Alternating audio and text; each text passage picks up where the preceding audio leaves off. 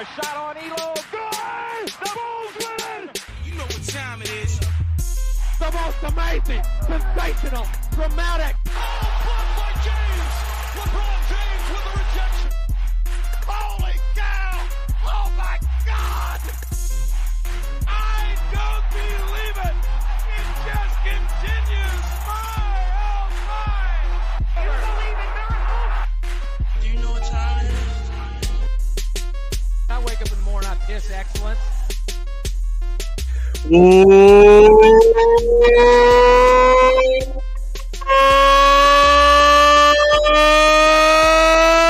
Welcome back into another episode of the Sports Hour. This is Mitch-Mo.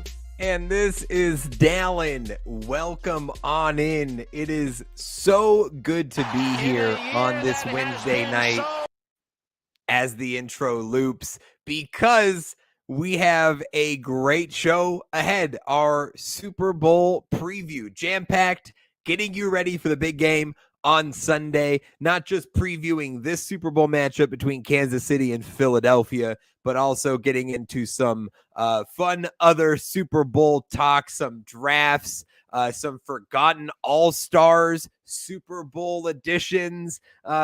This is going to be a jam-packed show. Cannot wait to get into it. First off, Mitch, my friend, this Wednesday evening, we're doing this live on YouTube and Twitter. It's February 8th that we're recording this live and doing this live. I got to ask you first, though, how are you doing?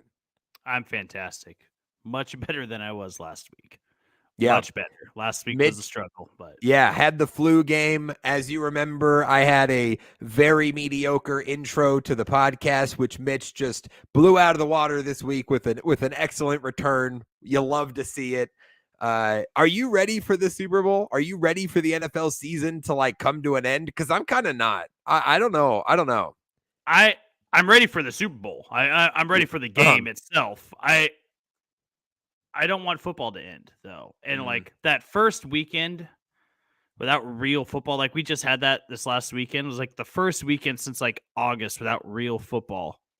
And you're just I didn't kind of know what to do with myself. I was no, I usually Saturdays or Sundays, I turn on a game and I'm watching football all day long for the whole day. That's my life from August till January. Now. And and I'm not ready for life without football for the next 7 months. It's gonna blow a little bit, but all good things must come to an end. It was an incredible 2022 season, and we are primed to have an incredible Super Bowl matchup. An incredible one. Yes, two number one seeds, the top two teams from each conference, which we don't always see. It's pretty rare that we actually get the two number one seeds facing off in the Super Bowl, two 14-win teams. We'll get into plenty about this matchup as we get into the podcast, but we will start this off today as we normally do, because there's quite a bit going on in the world of sports right now, quite a lot of news that we want to get to. So we would be remiss if we didn't start this off the way that we always do. That's right. Let's get into the news and notes around the world of sports. Let's get into the news!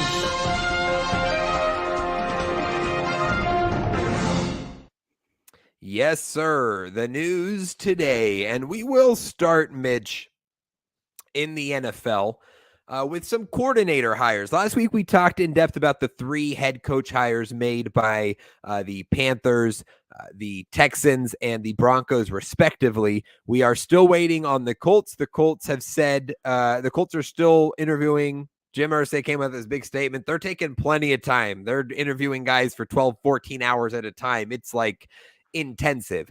They may or may not be locked in on some of these Philly assistants. Like the OCDC, Shane Steichen and Jonathan Gannon, respectively. So they're going to wait. Arizona is seemingly, they said today, or is reported today, that they are planning on waiting till after the Super Bowl to announce their head coach hire. So nothing imminent on that front coming. We'll get to that at a later date. But we did have some big coordinator hires that I do want to discuss. Yeah, I heard this on Part of My Take, and I thought it was a really funny take about why Jim Irsay is taking so long to hire head coaches. Maybe he just wants a lot of people to hang out with. Like he's just inviting these guys over for 12-hour interviews, and he's just like He's wants just to show them around lonely. the facility. He just oh, you want to hop on my jet and go to lunch after this 12-hour interview? Yeah, that's cool. Like he just wants to hang out with so many Yeah. people. It's actually probably he's just getting free bro dates and just as interviews and then being like, oh no, actually we're gonna hire Jeff Saturday. Exactly, right.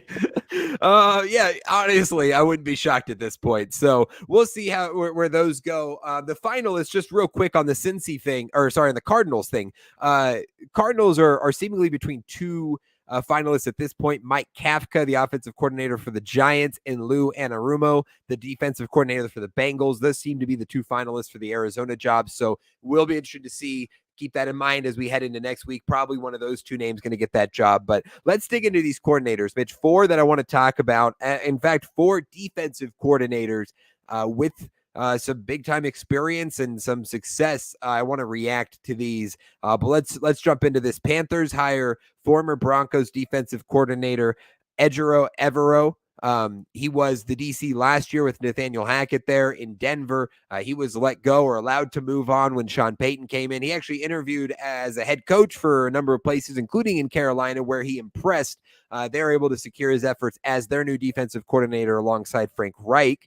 The Saints hired former Browns defensive coordinator Joe Woods to be their new DC. Dennis Allen it'll be Dennis Allen's defense, his DNA, but Joe Woods will come in and run it and probably put his own touch on it. But that's going to be similar for what we've seen from New Orleans. Brian Flores leaves Pittsburgh and takes the job as the DC for the Minnesota Vikings. He actually was a finalist for the Arizona head coaching job. But whether he was denied or they told him you're not going to get it or he elected, I'd rather go be the DC in Minnesota. We don't know, but he's going to take over at defense in Minnesota that needs a ton of help. And then Steve Wilkes, the former Arizona Cardinals head coach, DC, and interim head coach for the Panthers last year, finds a new home replacing D'Amico Ryans as the defensive coordinator in San Francisco. So a lot of interesting names in new places. What's your favorite fit here between coach or coordinator and their new digs? I think it's twofold for me. Brian Flores going to Minnesota, getting back on the sideline. Great defensive mind. We saw what he did in New England. We saw what he did to turn Miami's defense around during his tenure there. I think this is a great defensive mind to bring in to that Vikings organization. And a defense that struggled at times throughout the year, right? Gave up a ton of points and some things, and maybe Brian Flores can shore up some of those issues, some of those big play issues that they struggled with. Brian Flores seems like a great fit there. Steve Wilk was the one that I think made my eyebrows go up a little bit more because I was almost certain he was going to get a head coaching job. Right. I was almost certain of it. And then he goes to San Francisco and he has possibly the biggest shoes to fill in the NFL. And can you keep what D'Amico Ryans built over in San Francisco rolling? And those are giant shoes to fill, but an experienced coach like Steve Wilkes, I think is going to fill that role just fine. And I think in this situation, you have to be a little bit more of a player's coach. I think in this situation, you have to bring in your scheme, but you also have to look at what's around you and go like, hey, D'Amico did this, D'Amico did that. Not try to be a copy of D'Amico Ryans, but know what your guys do well based off what D'Amico Ryans brought out of them in this last year. So, and I think Steve Wilkes is totally capable of doing that. So I think those are the two that really stand out to me. Yeah, I mean, I think Steve Wilkes is a home run hire, honestly, for San Francisco, a guy who has the ability to be a head coach and should be a head coach, as you mentioned. It comes in as a DC, and listen, D'Amico Ryans had a lot of success building upon what Robert Saleh had established, right? And that's all Steve Wilkes will do as his own entity, is build upon what that foundation has been in San Francisco for years now and all the talent that is already there. that knows how to win, that knows how to play at a high level. This is like an easy thing for him to walk in and be like, all right, let's just elevate this. I have my own little touch on this. I think he fits in a lot of what they're trying to do. So I think it's a big hire for San Francisco. To lose D'Amico Ryans, but be able to replace him with a guy like Steve Wilkes is a big W for them. I'm very excited about the Panthers hire, Mitch, Ejiro Evero, because he had a lot of success in Denver. That was a very good defense. It faded down the stretch, but for a large part of that season, it was the only reason why that team was competitive. And I think with the talent that's on this Panthers defense, a young defensive mind to bring in there who had head coaching interest from a multiple teams, including Carolina, I love that. So I'm very excited about that potential fit for my Carolina Panthers. Yeah, great fit. That's actually a great point that you bring up, too, because you think about the Denver Broncos last year, obviously an atrocious offense. And really, their one shining spot was on the defensive side of the football. Yeah. That was the one thing they actually could do pretty well. So, and given the circumstances, I think Ejiro Evero did an exceptional job with that unit, and is definitely deserving of getting a DC job in probably a more stable organization right now. The Panthers are by far more stable than what the Broncos are right now. So yeah. A more secure position, and something that he can continue to build his resume as he, I'm sure is pursuing a head coaching role at some point in the NFL. Yeah, diversifying your coaching tree, your portfolio, right, with different stops at different places, proving you can have success multiple ways. All that is just going to help him elevate his profile as a potential future head coach. So it's a great business decision for him. Very talented defense that has a lot of potential. So, it's like if they were suddenly a top 8, top 6 defense next year, wouldn't surprise anybody with the talent they have. And boom, you're right there. So I love that hire. A lot of interesting things there. Again, we'll keep note of the head coaching hires. Again, Indianapolis, Arizona, the two teams with head coaching vacancies still, and likely to expect that next week we'll hear news after the Super Bowl is over what direction those teams will head. But let's jump over to the NBA, Mitch, for some NBA news. I want to start with history being made last night in the Staples Center's LeBron James breaks the all-time scoring record in the NBA, surpassing Kareem Abdul-Jabbar's record that stood for 38 years, 38,387 career points. LeBron broke the record last night on a 14-foot fadeaway in the third quarter in a loss to the Oklahoma City Thunder. And, I just think I think history being made is awesome. And this one in particular is pretty significant to me because that is one of those records that it stood for almost 4 decades, right? I mean, this is a record that seemingly seemed unbreakable.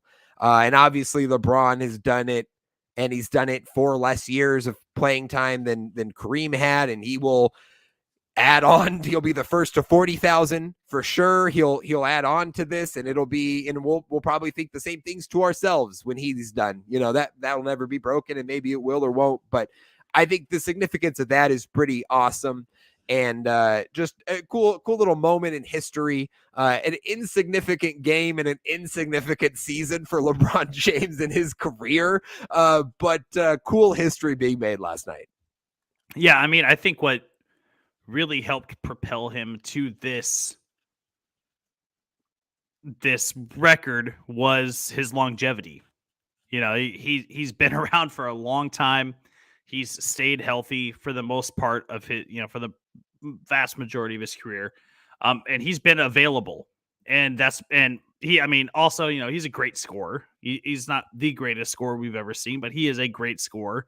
And, for a great scorer to be available for as long as he has, this was his record for the taking eventually. And I'm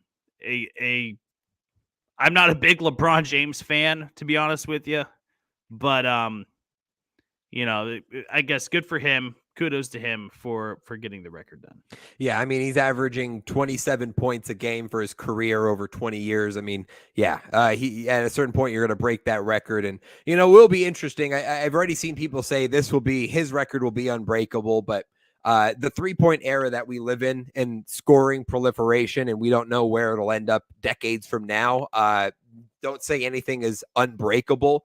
This will certainly be one that stands for a while, though. I think this will be a pretty significant record, and that's pretty cool. So there you go. Record happening last night in the NBA. A few other NBA notes. I want to talk about the All-Star reserves.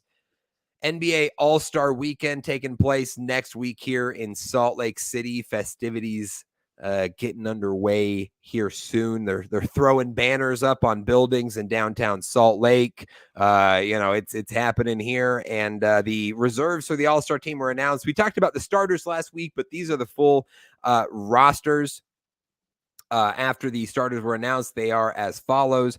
In the Eastern Conference, Bam Adebayo of the Miami Heat, Jaylen Brown of the Celtics, DeMar DeRozan of the Bulls, Joel Embiid of the 76ers, Tyrese Halliburton of the Indiana Pacers, not Indianapolis Pacers, Drew Holiday of the Milwaukee Bucks, and Julius Randle of the New York Knicks. In the West, the reserves are Paul George of the Clippers, Shai Gilgeous-Alexander of the Thunder, Jaren Jackson Jr. of the Grizzlies, Dame Lillard from the Trailblazers, Lauri Markkanen from the Jazz, John Morant from the Grizzlies, and Domantas Sabonis of the Sacramento Kings. So those are your NBA All-Stars. Now, we know that Steph Curry is not going to play in this game. We now know that Kevin Durant is also not going to play in this game due to their injuries. So we'll see a couple reserves, one from each conference, which will be fun. I think a guy like De'Aaron Fox, from the West, hopefully he gets an opportunity to get in from the Kings. But those are the All-Stars. I think they did pretty good. Jaren Jackson Jr. was the one that surprised me the most. I don't really understand why he made it. His stat line, he's like a 17-7 kind of guy. Having a good season for a good Grizzlies team, but not anything significant. But cool to see a couple first-time All-Stars. Lauri Markkanen having a great season for the Jazz. Cool to see him get the nod. Tyrese Halliburton, a young player who's really blossomed with Indiana. So really cool to see him get the bid as well. Yeah. First of all, shout out Sacramento Kings. You have an All-Star for the first time in I don't know how long. Yeah. Like, holy smokes, how long since has it Boogie been? Cousins in like 2016, I think. It was the last time. So yeah, shout out Sacramento Kings. Yeah. You got yourself an All-Star representative. I do think there was one snub. Okay. James Harden. Yeah. James Harden was snubbed. And I know that there's a lot of guys out of the East that are having some great seasons and that they shouldn't go unrecognized, right? But you look at James Harden's stat line right now, like his three-point percentage right now from beyond the arc, second best in his career. He shot at 390, a 39% clip his third year in the league. Right now he's shooting at a 38.8% clip in the league, and that's only halfway through the year. So that could go up. Averaging 21 points, averaging over 10 assists a game again. The rebounds are at a above average clip for his career. So it just feels like that there are some that, and James Harden, I guess, is the poster child for this, that there are some guys that are just going to get overlooked. And a big name like James Harden, a guy that's been a prominent figure in the league for a long time, feels like there's a little bit of injustice maybe for not getting him into the All-Star game. Yeah, I think that's fair. It also goes to show just how talented the NBA is, full of stars, right? Because, I mean, a guy like Trae Young, who's averaging almost 30 points a game, or maybe is averaging 30 points a game, didn't make it either, right? And you're like, I mean, Devin Booker didn't make the All-Star team. And I think, I think that just goes to show how much talent there is in the NBA, that there's that many players that we can look at and say, hey, he probably should have got in. It is interesting. A guy like James Harden, Drew Holiday, and Tyrese Halliburton are like the two guards that get in the East over him, both first-time All-Stars, right? So you wonder if that was sort of like we're tired of James Harden, let's throw somebody else a bone sort of thing there. But yeah, it's a great point, great case there for Harden as an All-Star. Yeah. Yep. Mitch, let's talk about a couple NBA trades here real quick before we get to the end of the news.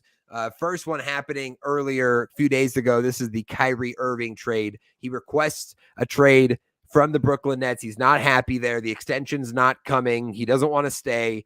So he wants out. So he gets traded to the Dallas Mavericks. The Mavericks make a move to bring in a star alongside Luka Doncic. And they send back Spencer Dinwiddie, former Brooklyn Net, back in Brooklyn. Dorian Finney-Smith, a first-round pick and multiple second-round picks. So pretty big.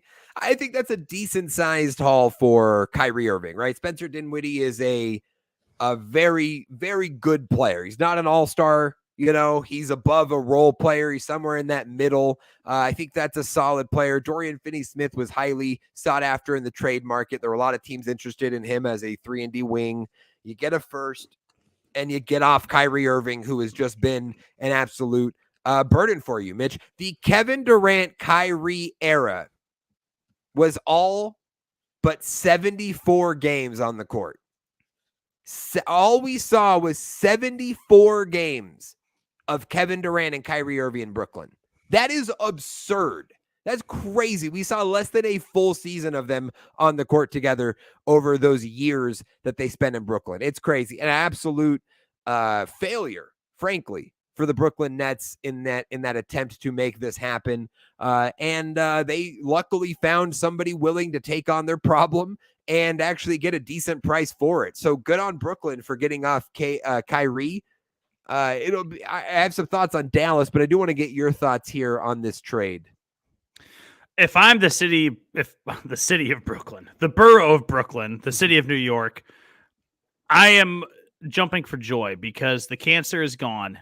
Yeah, we don't have to worry about Kyrie saying something that's going to get him in trouble. We don't have to worry about one of our star players not playing tonight because he's got some sort of issue or he's, I hate to use this, but hurt. And I have to put that in quotation marks because there are sometimes I think he was taking time off for being hurt. He wasn't really that hurt.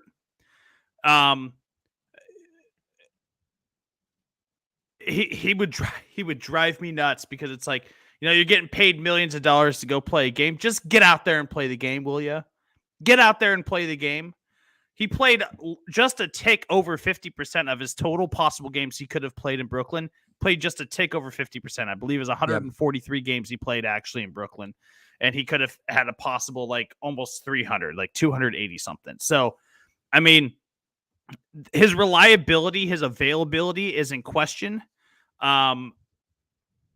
Was that a tactic to get out of Brooklyn? I don't know. He seemed pretty excited to go to Brooklyn at the start, and then it just it fell off the face of the earth all of a sudden. So, I think that he's a sore for any organizations that he's going to do. Now, granted, I hope that that's not the case in Dallas because I love Luka Doncic, and I think that Luka deserves to have a guy with the talent of Kyrie Irving to work with, because Kyrie Irving is immensely talented when he's playing and when he's available. The best ability is availability, and Kyrie Irving in Brooklyn was not available 50% of the time, and that's an issue. So I hope that thing changes in Brooklyn, but I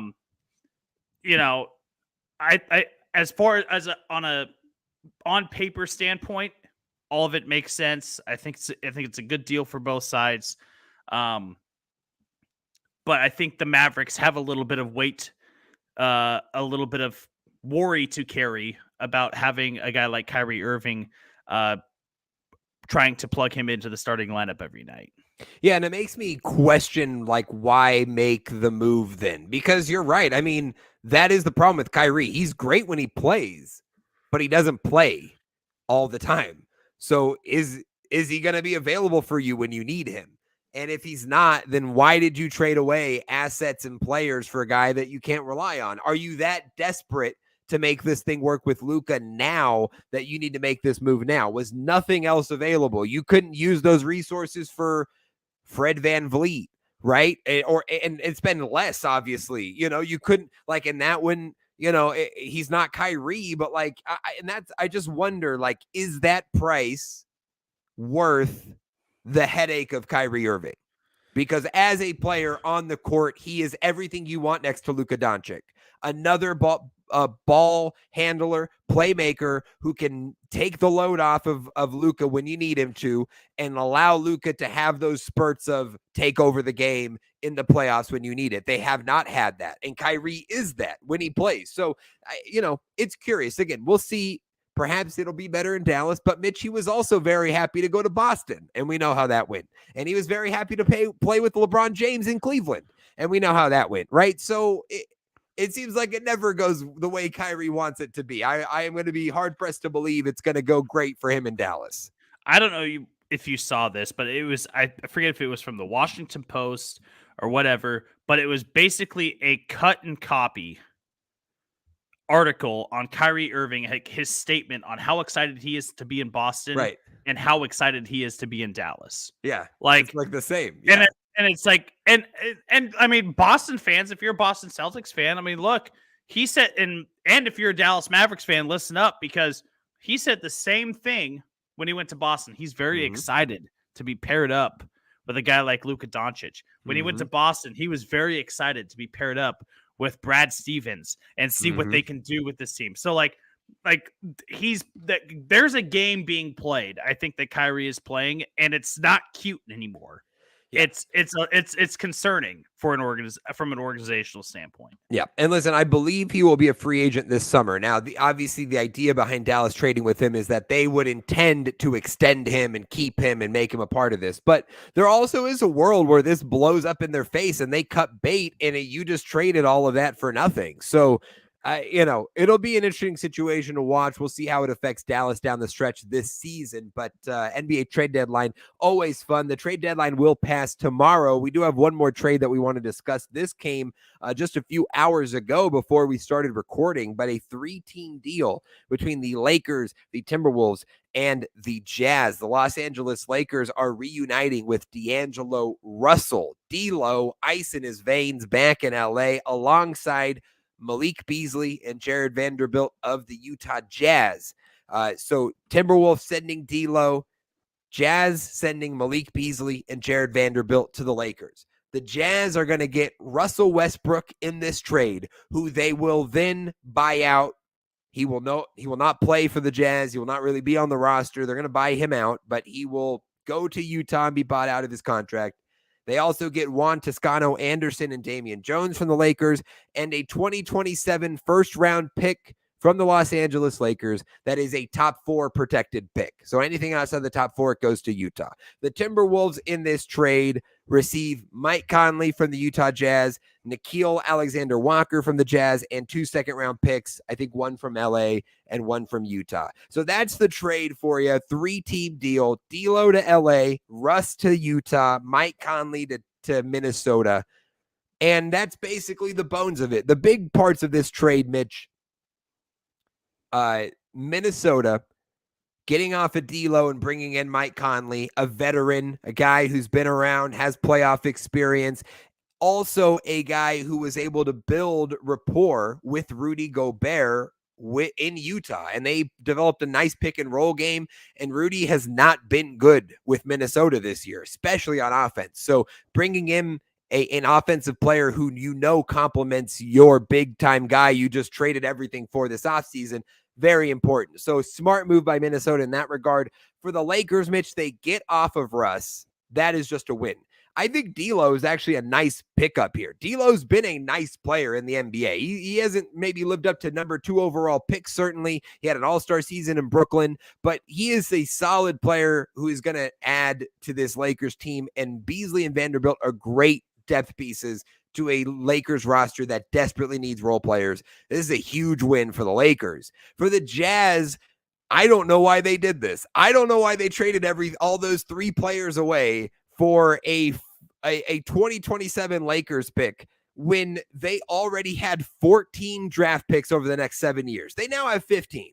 That's great, but you already had 14 first-round draft picks over the next 7 years. Danny Ainge, stop being horny for draft picks. You can't field a roster. You can't field a roster full of draft picks. You need actual players. So I get the additional asset, but they have so many assets. I don't know why trading all these players just to get a couple, lesser role guys and a first round pick that you already have a bunch of. So great moves, I think, for Minnesota, LA. I'm a little more skeptical on Utah on this one.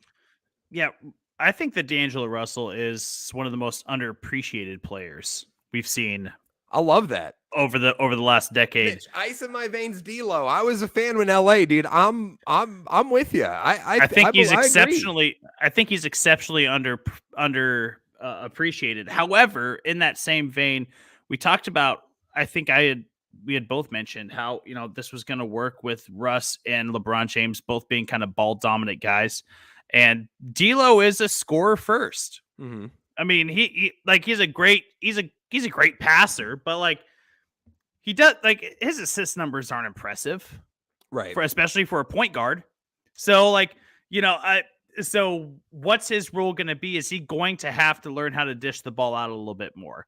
Do you expect him to still be kind of ball dominant and take the ball to the rim? So I'm not saying it's a wash getting rid of Russ and bringing in D'Lo, because I don't think it's a wash. It's great that they got off Russ. But those are guys that they got off Russ and then they kind of got Russ light, and now they're not in the same situation, but they got a more well-rounded player. I think. I don't know how to feel with D'Lo. I feel like that he's super underappreciated, but he kind of does a lot of the same things that Russ already does, which is score first, pass second. And it just is a little bit, I don't know. It's not a head scratcher, but I don't know how to feel about it. Yeah, but I think it was a win getting off Russ to begin with. Right. I want to make that clear. I think the hope, I guess, would be that he is just a more efficient Russ, right? And he is a slightly more efficient Russ right now, because that's the problem with Russ is, yeah, he passes it, but he also 5 seconds into the shot clock takes mid-range bricks, for no reason. And so you just need guys that aren't going to do that and know how. And he's better on defense, so right, and know how to play their role. And D'Lo at least has played on a Minnesota roster alongside Ant Edwards and Karl Anthony Towns with stars, and has learned to play his role. He's not the star of that team, and that's evident. So perhaps now he could find a better role alongside like a LeBron James and AD. I do think Beasley and Vanderbilt, though. Beasley is a 3-point. Come off the bench, shoot, close to 40% from three, lights out. That's what you're hoping. Vanderbilt's an undersized big who can multi-positional defender, good rebounder. So those are valuable pieces. They're not stars, but they'll get valuable minutes in the playoffs, the situations when you need it, if they can get there. Right. That's the hope. So I do think all of those combined, those three are well worth moving off of Russ, Toscano Anderson, and Damian Jones. So we'll see how it affects. And again, trade deadline will pass tomorrow on February 9th. So we may or may not see some trades. Toronto is a place to keep an eye on. Fred VanVleet, OG Anunoby, two most notable guys potentially up and available from the Raptors. So we could see some more movement. We'll get into that we'll have to save it for the next pod, right? I guess so. Yeah. Yeah. Mitch, we got to get into the Kraken update here. The All-Star break passed in the NHL, and they are back in action. Kraken lost last night in their one game back, so the record hasn't changed much for the boys. 29-16-5. Second in the Pacific Division, fourth in the Western Conference. And Mitch, all this is we got to look ahead at the playoffs. This is the run to the playoffs now. Second half of the season's ahead. You're going to play till the end of March. You got a couple months of hockey ahead, and the position that they're at, right? Again, fourth in the Western Conference, second in the Pacific Division, right there at the top. You got to maintain that position and just keep playing the good hockey that they've been playing. So great spot for the Kraken, but an important stretch ahead. They've put themselves in a really good spot. And I think that it's important. And this is true in any sport, right? When you're on the back half of your season, playoffs are in sight. A lot of people say it can be a detriment to get tunnel vision.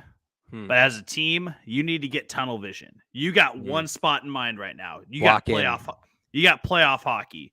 Lock in, nothing else matters. Tunnel vision. Get to the playoffs. And the Kraken have put themselves in a great spot to do that, right? Yeah. Because they're atop the division. Don't fold now. Don't choke now. Just lock in, tunnel vision on the playoffs. The boys are pucking out. Let's keep pucking, boys. Let's keep pucking. Hell yeah. Snipe Selly for the win, boys. And I think that's perfect, Mitch, because Kraken and giant squids, we're used to being in the deep, in the dark, in the trenches, right? And we're locked into our zone. We don't know what's going on. It's dark out there. It's pitch dark. But we're locked in. We got the mission. We know the goal. We know what we're doing. That's what this Kraken team's about. Love it. Love it, Mitch. Yes. NASCAR update for the folks. The clash at the Coliseum, the little kickoff to the NASCAR season this past weekend. Mitch, how was it? It was, I mean, it was a fun event. It's a fun event. It's a great exhibition race. Martin Truex Jr. gets the dub. Didn't get a win last year. It was kind of a fall off year for him. Looks like kind of he's revitalizing maybe for the back half of his career because he is one of those drivers in his 40s that is starting to think about retirement. So good to see him get the dub on the quarter-mile oval in the LA Coliseum. Austin Dillon second, Kyle Busch third, Alex Bowman fourth, and Kyle Larson rounds out your top five. I love the format that they have. Me being a dirt track racing fan myself, a lifelong dirt track racing fan, I love to see the heat format, the last chance qualifying race format. It's a little bit of a longer format, but it's better, I think, than watching a 350 lap race because you get them in small bites and you get to watch it kind of unfold before your eyes in smaller increments, which is a lot of fun. So I like that. As far as the racing quality goes, I love short track racing. I love it because it's physical. I love it because it's calculated. It's dramatic. This was a slugfest. This was a slugfest. And there's a point to any race fans. And if you're a race fan and you're listening, and then you would understand. And if you're just a person that likes to go see fast cars beat the hell out of each other, let me explain something to you. Good racing does not equate to more cautions. It just doesn't. And we saw a lot of cautions of guys getting dumped, guys getting ran into the back of, and that doesn't necessarily make good racing. And so while I think the product is really good and it'll appeal to the casual fan really, really well, because quite honestly, like NASCAR's in a fan crisis, right? We don't have the fan base of the 80s and the 90s and the early 2000s anymore. We have to build this fan base back up. And while I think this is a good way to bring in a casual fan that might turn on a race on Sunday afternoon, this isn't quality racing. Just for those that are curious and wondering, this is not quality racing. It was a slugfest. They beat the hell out of each other. It was entertaining, but at the same time, you have to take into the perspective of the owners and the drivers, and no one wants to be a part of that at the end of the day, really. So while I think it's a great event, I think that there are some things that I think it's on the drivers to fine-tune themselves as far as how they race this track. And Kevin Harvick is running all over people. A veteran was running all over people. Not Denny Hamlin, excuse me. Joey Logano, a veteran, a champion of the sport, running all over people. So, tighten the screws up a little bit because it's a great event. Tighten the screws up, get some better racing out of it. And I think that we will have ourselves a really good exhibition race in the future. Yeah. Okay. Love to see it, Mitch. Daytona up in a couple weeks, and that'll officially kick off the NASCAR season for us, and then we'll look forward to the weekly NASCAR update. And that was another thing I was going to bring up. Sorry. I have a solution to fix this. Alternate. I want 1 year at the Coliseum, 1 year back at the Super Speedway. The Super Speedway at Daytona. Drop the format that we had at LA. Go back to the 20-lap shootout that we had for, ever until we started including everyone into the race. Do the 20-lap shootout, then go back to the Coliseum, then go back to the shootout. I think that would be a great way to kind of mix it up, keep things fresh, keep things interesting. But Daytona coming up after the Super Bowl week, not this coming weekend, but the week after. It'll be I can't wait. Absolutely. Can't wait for racing to be back. All righty, Mitch, that's going to do it for the news for us today. And we're jumping all into Super Bowl from here on out. So strap in, folks. It's Super Bowl for the rest of the podcast. And we're going to start this off with something that we did a couple years ago on our Super Bowl preview. We had our good friend Jordan Fox on, and I brought some Forgotten All-Stars Super Bowl MVP edition. And we had some fun looking at some forgotten Super Bowl MVPs. So we thought we would bring this back, and Mitch and I have each brought one for each other. So a little fun here in the Forgotten All-Star, but Super Bowl MVP edition. So Mitch, do you want to go first here? Do you want me to give mine first? What are you feeling? You go first. Okay. All righty, my friend. I am ready. Forgotten All-Star for you. In a while. I might be rusty. It has been a couple months since we've done a Forgotten All-Star. Yes. So we will see how this goes. But Super Bowl MVP edition, Mitch, and my Forgotten All-Star for you today is a wide receiver who won Super Bowl MVP with 11 catches and 133 receiving yards in his Super Bowl win. A former second-round pick of the team that he won the Super Bowl with.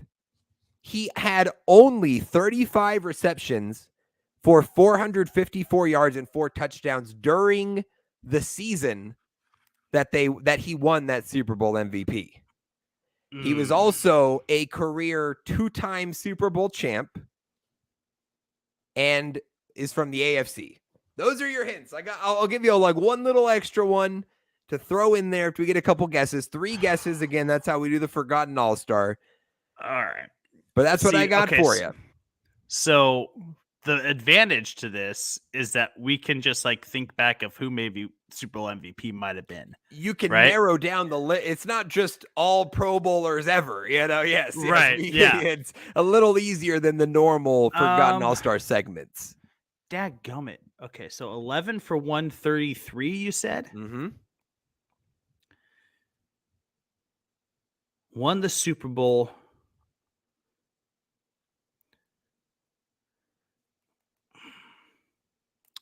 What was his season stats you said again? He had 35 receptions, 454 yards, and 4 touchdowns the season that he won Super Bowl MVP. Okay, so that eliminates who I was thinking of. And again, 2-time Super Bowl champ from the AFC. That to narrow it down just a bit. I don't know. Okay, so here's where I'm at. You got 3 guesses. You get 3 guesses. So here's where I'm at. Here's where I'm at. Is the 2-time Super Bowl champ. Did he win more than 2 Super Bowls? And I don't even know if it was. No, and I'm not going to ask for a hint. No, you got to give me guesses first. Let's hear a name, Mitch. Let's hear a name. I'm gonna go Wes Welker. Ooh, no Wes Welker, but good place to start. I like it. Okay. Low seasonal totals. See, those Patriots teams, they had a lot of wide receivers that had low seasonal totals, and then they would shine in big moments. Right.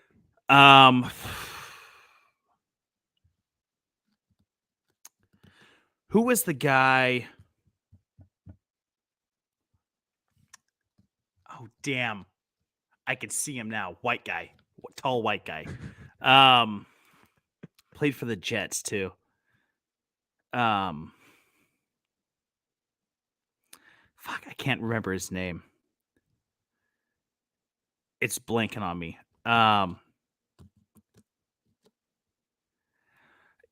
Okay. I'm going to go Troy Brown. Ooh. That No can't be Troy right, though. Brown, but that No, is because he was a number one. He was a number that's a one in good that guess. offense. That's a He good was a guess. number That's one a in that good guess. offense. Mitch, you've given 2 guesses. You have one more guess. I'm going to give you a hint here before you give Okay. your final guess. You've guessed Wes Welker. You've guessed Troy Brown. You are on the correct team, my friend. That's Okay. your final hint. You are on the correct team. You're in the right vein. You got to get the player, but you're right there. So you've got 2 guesses on the Okay. board. One more to go, Mitch. We need to know Super Bowl MVP, forgotten All-Star. Okay. Well, okay. What do you got? 2-time Super Bowl champ. They win with the Seahawks. No, he went with the Seahawks. I don't think he won with the Seahawks. But he could have won twice with the Pats. I'm tripling up on Pats receivers here. I'm tripling up. Okay. I'm going Deion Branch. The final answer is Deion Branch, and Mitch has done it. Well done, Let's my go. friend. All right. 3rd time's the charm. It is Deion Branch, Mitch. He won Super Bowls with the Patriots against the Panthers in 2003 and against the Eagles in 2004. And it was that Eagles Super Bowl in which he was Super Bowl MVP. Again, 11 catches, 133 yards. He only played in 9 games that regular season due to injuries, so really didn't contribute in that season. That was why I threw that little hint in there. And as you were sort of musing, yes, he did end up playing for the Seahawks for a few years before heading back to the Patriots to wrap up his career, but won those 2 Super Bowls in the AFC with the Patriots. So well done, my friend. Well done. I love it. I love it. Man, Yes. my question I was gonna ask, but I forgot that you give the 4th hint. Was if he had won a Super Bowl in both conferences. Oh yeah. But I had to talk myself through. I was like, no, I think he went with the. I don't think he won with the Seahawks. Yeah, because there you I think he go. went with that Steelers Super Bowl. But yeah. All right. Okay. Mitch, alrighty. you are up. Dallen, we're gonna have to dig deep here. Okay. We are going with a quarterback. All right. Former 1st-round pick, 17th overall in 1978. Okay. Only played 9 years in the league, both in the NFC. The year that he won Super Bowl MVP, he was not the starting quarterback to begin the season. Oh. In fact, I'll give you the starting quarterback's name. It was Jay Schroeder. 213 pass completions for 15 touchdowns and 12 interceptions on 2609 through the air. His Super Bowl performance was 18 for 29, 340, 4 touchdowns, 1 interception. And he played for a future prominent figure in another sport. Oh. Okay. Okay, so I'm thinking a couple things here. So you said 9-year career, drafted in 1978, correct? Yes, sir. Okay, so we're looking till about 1987. So I've got a little window here. I'm just trying to think of Super Bowl champions in this sort of time frame. Mid 80s. NFC. Okay, I am gonna. Okay, I want to get a guess out first. I don't feel great about this one, but I'm gonna throw out. I don't even know if this timeline matches up, but Troy Aikman. I think that's even too early for Aikman. That's just a touch too early for Aikman, Right? But you're in the kind of the right. You're close to the era. Okay. Yeah. Okay. Okay, I'm trying to think of some of the other hints. Had a good Super Bowl game. You said what was the last hint? He played, his head coach was a future prominent figure in another sport. Oh. Okay, wait. So we may or may not be talking about like Joe Gibbs, right? Like the Washington, maybe it's Washington. Okay, Mitch, I got to guess. Because obviously I did a number of Super Bowl MVP research. And this guy may or may not have been on my short list of potential ones that I was looking at because I thought he was interesting. So maybe we'll see if I'm on the right track here. Is it Mark Rippon? It is not Mark Rippon. Okay. Oh, okay. Was that like kind of close? Was I in the realm? You're in the realm. Okay. You are certainly in the realm. Okay. Let's just Do I get one more hint? Before my final guess? Do you have anything else for me? His Super Bowl victory marked a historical landmark in race relations. I got it. Doug Williams. It is Doug Williams, my friend. Yes. That was the other Washington quarterback I had in my head, but I thought it might be Rippon because I thought the time worked better. But there you go. Doug Williams. That's a good one. Okay. Doug Williams. And by the way, fantastic game from Doug Williams, right? 18 for 29, 340, 4-1. The guy that didn't win Super Bowl MVP that could have is one of the biggest one-hit wonders in Super Bowl history. Timmy Smith, the running back that filled in for their injured. I forget who their starting running back was, but he filled in for the injury. Oh, their running back got arrested the night before. That's what it was. Timmy Smith fills in, goes 22 for 204 and 2 in the Super Bowl, doesn't win the Super Bowl MVP. Yeah. Then Timmy Smith gets arrested.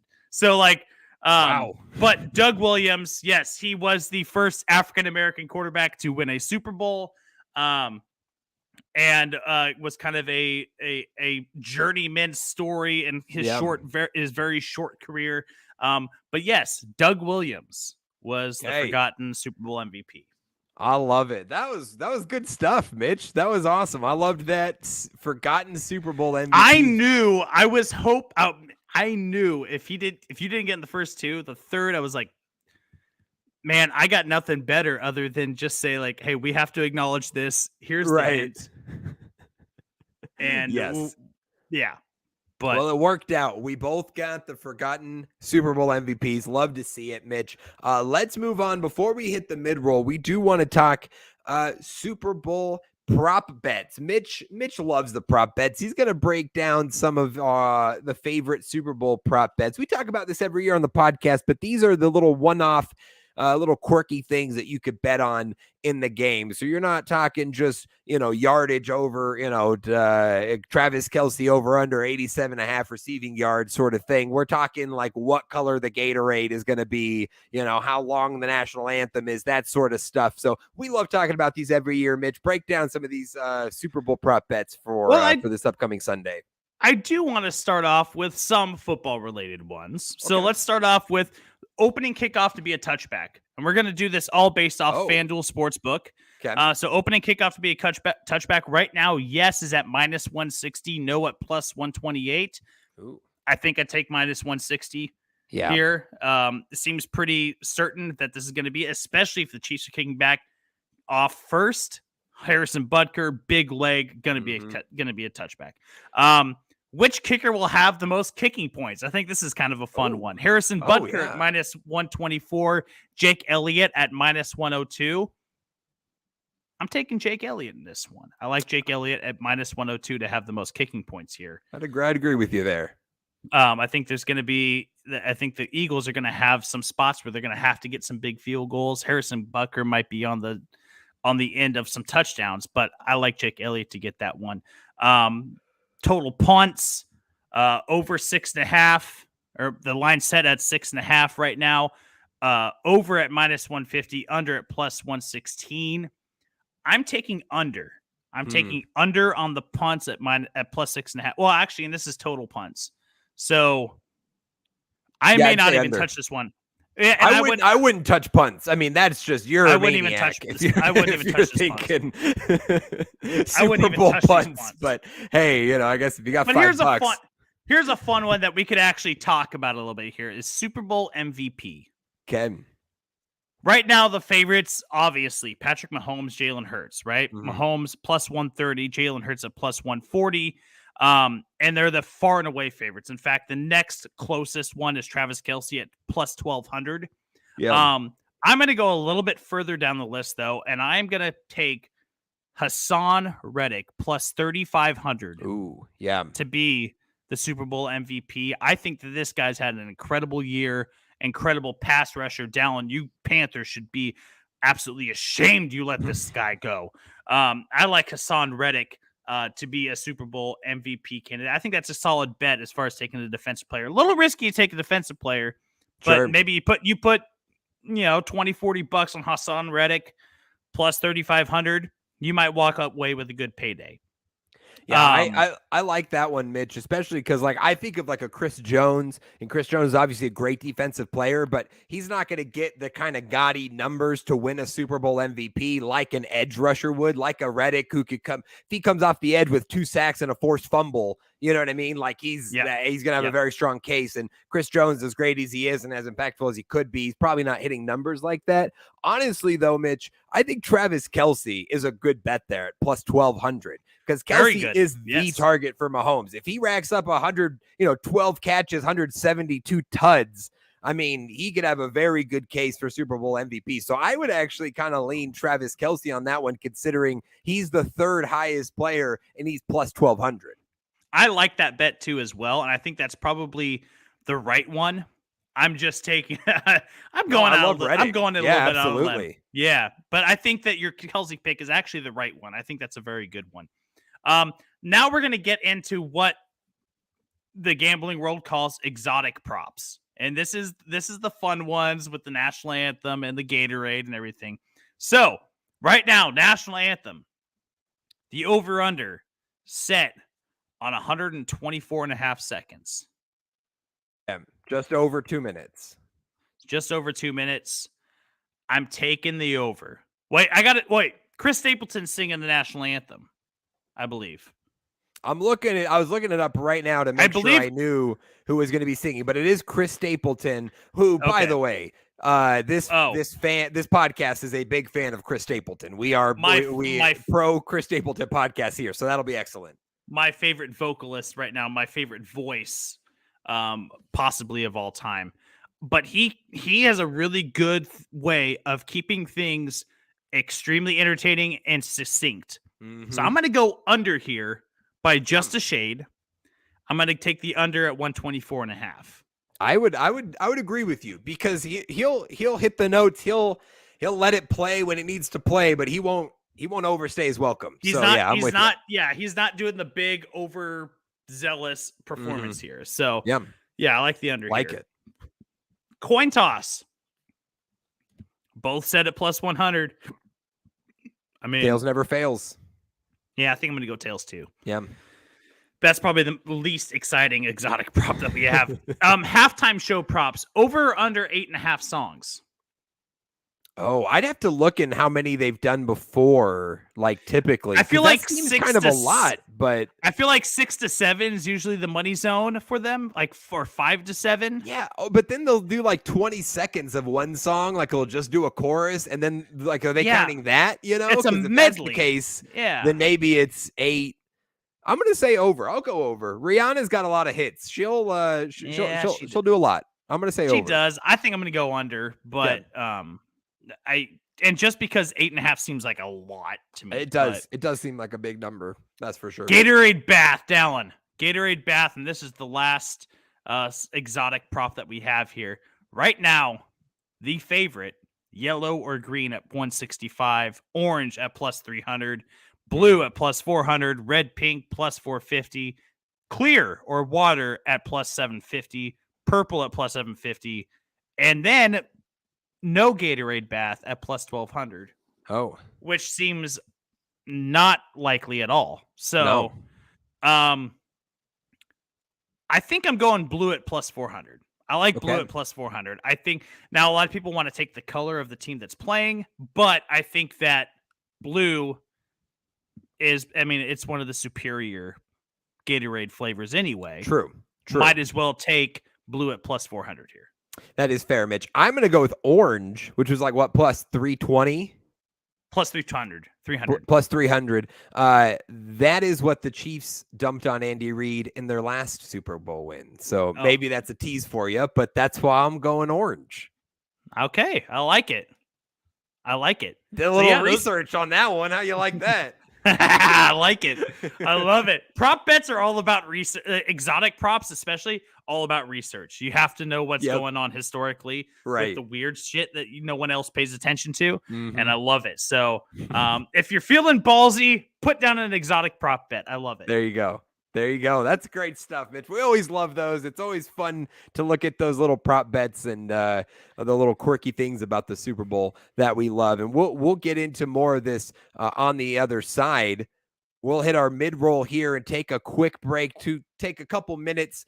But when we come back, we will do our Sports Hour draft for the week. This week, it is the best Super Bowls of all time. We'll follow that up with 10 Super Bowl storylines and then our picks for the big game. So stick around and we'll be right back. Thanks for checking out the Sports Hour today. We appreciate you wherever you're listening, but if you haven't already, we recommend you check us out and give us a listen on Anchor. Anchor allows us to provide the best product to you. You can go support the Sports Hour and become a permanent part of the show, like my saint of a mother Sammy and my father David did. You can even leave us voice messages with your thoughts and opinions that we can use on the show. Prove to us that you know better than me and Mitch-Mo. Moral of the story, people, be more like Sammy and David. Go find us at anchor.fm/the Sports Hour, guys, and become a part of the conversation. What the hell are you waiting for?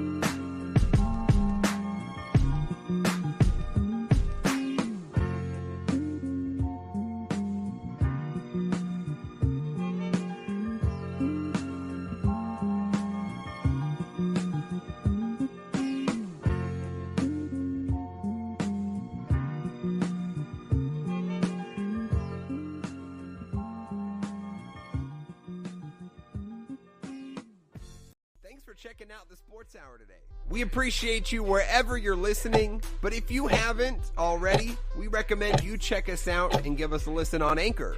Anchor allows us to provide the best product to you. You can go support the Sports Hour and become a permanent part of the show, like my saint of a mother Sammy and my father David did. You can even leave us voice messages with your thoughts and opinions that we can use on the show. Prove to us that you know better than me and Mitch-Mo. Moral of the story, people, be more like Sammy and David. Go find us at anchor.fm/the Sports Hour, guys, and become a part of the conversation. What the hell are you waiting for? Welcome back in to the Sports Hour with Mitch-Mo and Dallen. Thank you so much for tuning in live with us on YouTube if you are tuning in with us, and thanks so much for listening to the podcast form of this show. because we are live on YouTube, I do have to acknowledge a comment. Hey, Dad. How you doing? So The great David Dodd. Be more like Sammy and David, guys. that's the moral of the story. Yes, go join, be a part of the show on Anchor. We would love to have you, and we appreciate you listening, hanging out, watching live if you are. Like Mitch said, it's good to be here. Super Bowl time. This is a fun podcast, and I can't wait for this next segment. No, this will be one of our favorite drafts I think we've ever done. Yes, one of our favorite drafts. Now, I'm very excited about this one. We've been doing drafts every week here on the podcast, back and forth, a little competition between Mitch and myself. And this week, in honor of the Super Bowl, we are drafting the best Super Bowls of all time. And listen, 56 Super Bowls in, there have been some fantastic ones. There have been some duds, but this gives us the opportunity to look at those Super Bowls that were truly special, those moments that were iconic that we'll never forget. And Mitch, this is a long list of possibilities. We will not, I want to say this first up, we will not cover nearly all of the ones that deserve to be mentioned because there are some great Super Bowls that we've had. We're only going to be able to talk about 10 here today, but I'm excited to get into this exercise and see where you went, where I went, and maybe where we differed on some of these. Yeah, absolutely. I'm so excited to see this. Can't wait to get into it. Okay, so let's begin. I don't remember who went first last week. I think I did. You did. We did last week. I definitely remember the list that we did. Totally remember. It's definitely there. So I know that I definitely went first when I. It was worst fan bases. Yes, that's right. Thank you. Yes, and no, yeah, you went first, right? Because you picked the Dallas Cowboys. So there you go. All right. So I will go first here. Best Super Bowls of all time, Mitch. Oh shoot, I did not want to go first here. This is like, where do you start? Where do you start on a list like this? I don't know. I'm not going to tell you. There are some great Super Bowls. I don't know if there's one that stands above the rest. So I'm going to go with one of the craziest endings to a Super Bowl we have seen and a fantastic game against two teams in the peak of their primes. I'm going Super Bowl 49. Super Bowl 49, New England, Seattle. New England intercepts the pass at the goal line. This is the Malcolm Butler play back in 2015 after the 2014 season. Malcolm Butler picks it off at the goal line. They don't run the ball with Marshawn. And even beyond that, there are crazy moments in this game. I think about that moment and how crazy it is that we forget that 2 plays earlier, they have a 4th down where Russell Wilson heaves it on the sideline to Jaron Curse. By the way, do you remember who the hell that is? Because none of you do.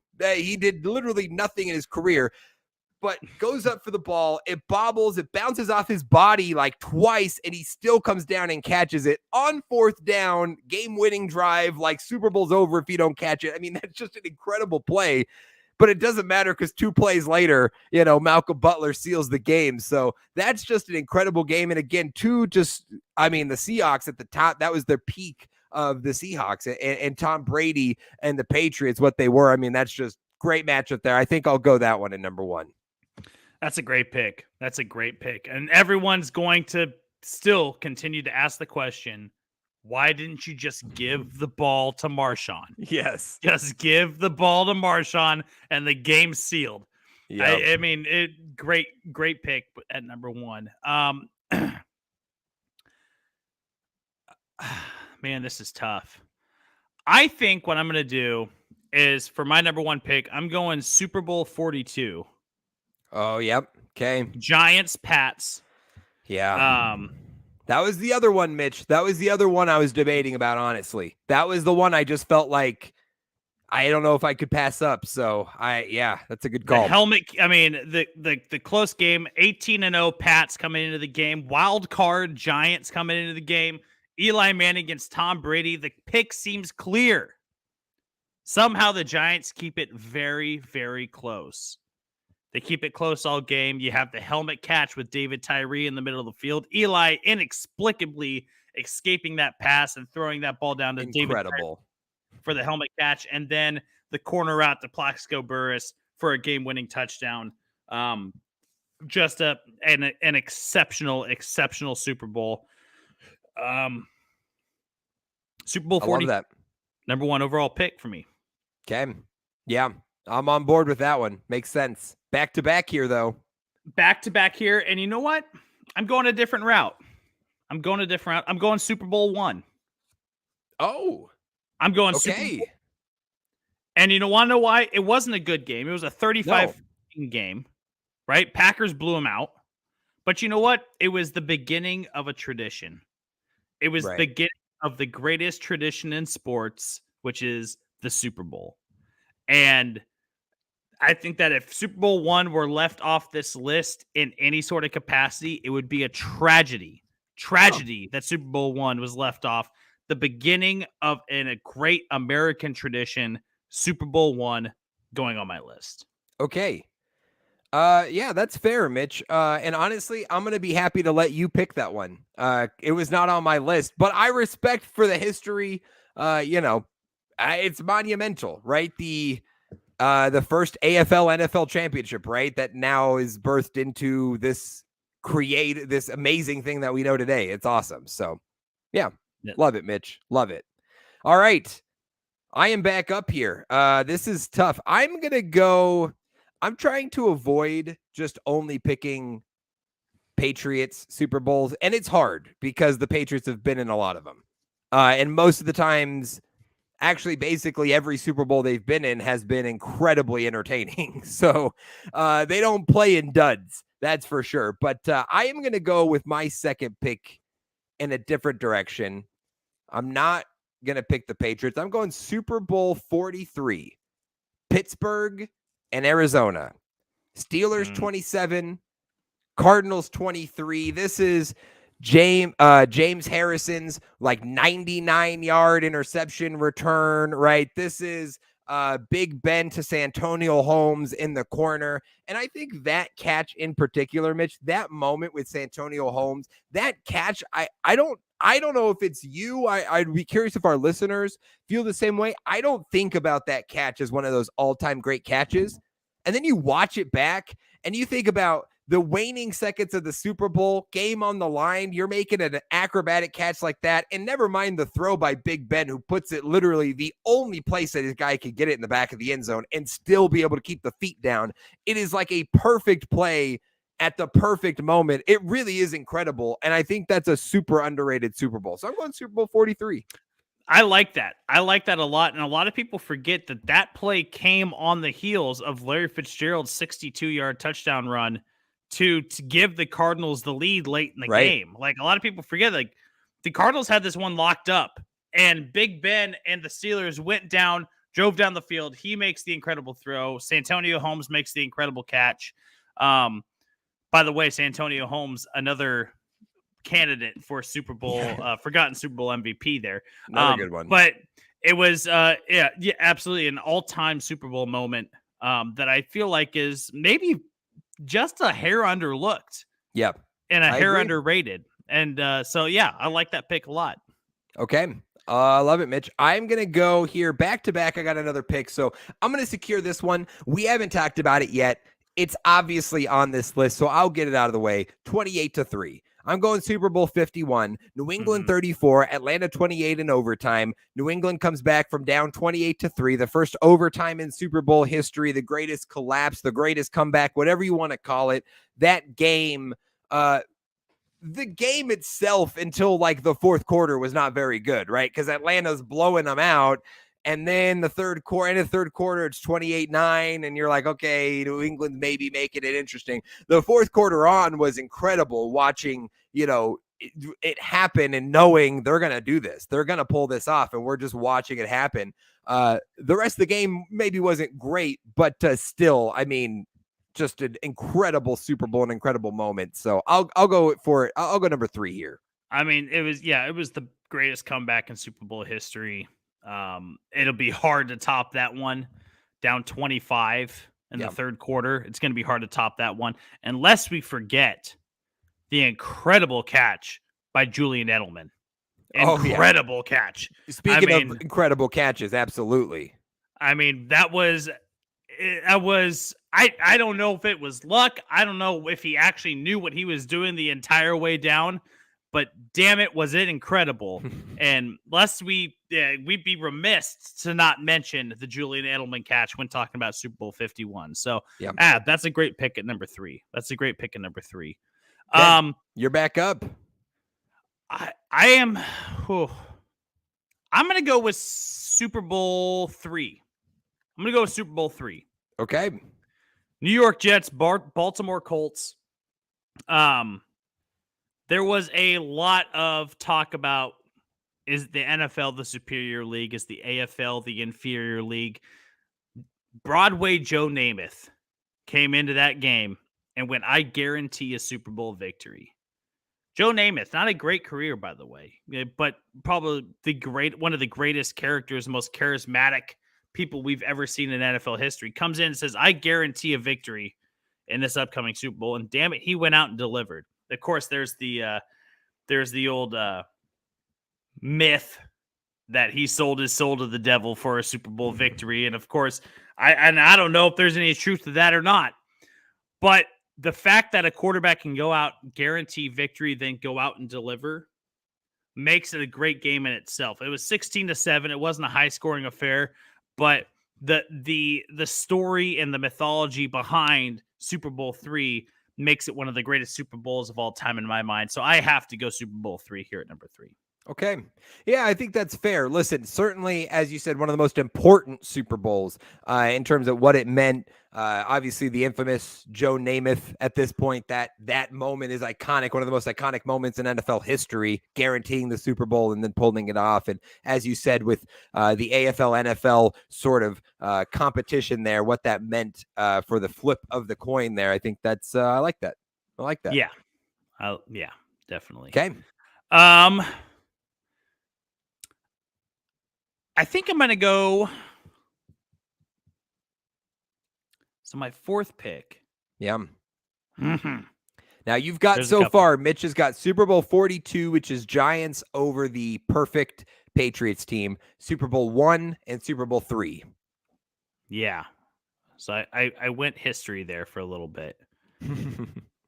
I'm going to go a little bit more modern here for this one. I'm going to go Super Bowl 52, Eagles Patriots. Yep. That's a very good one. It's on the short list.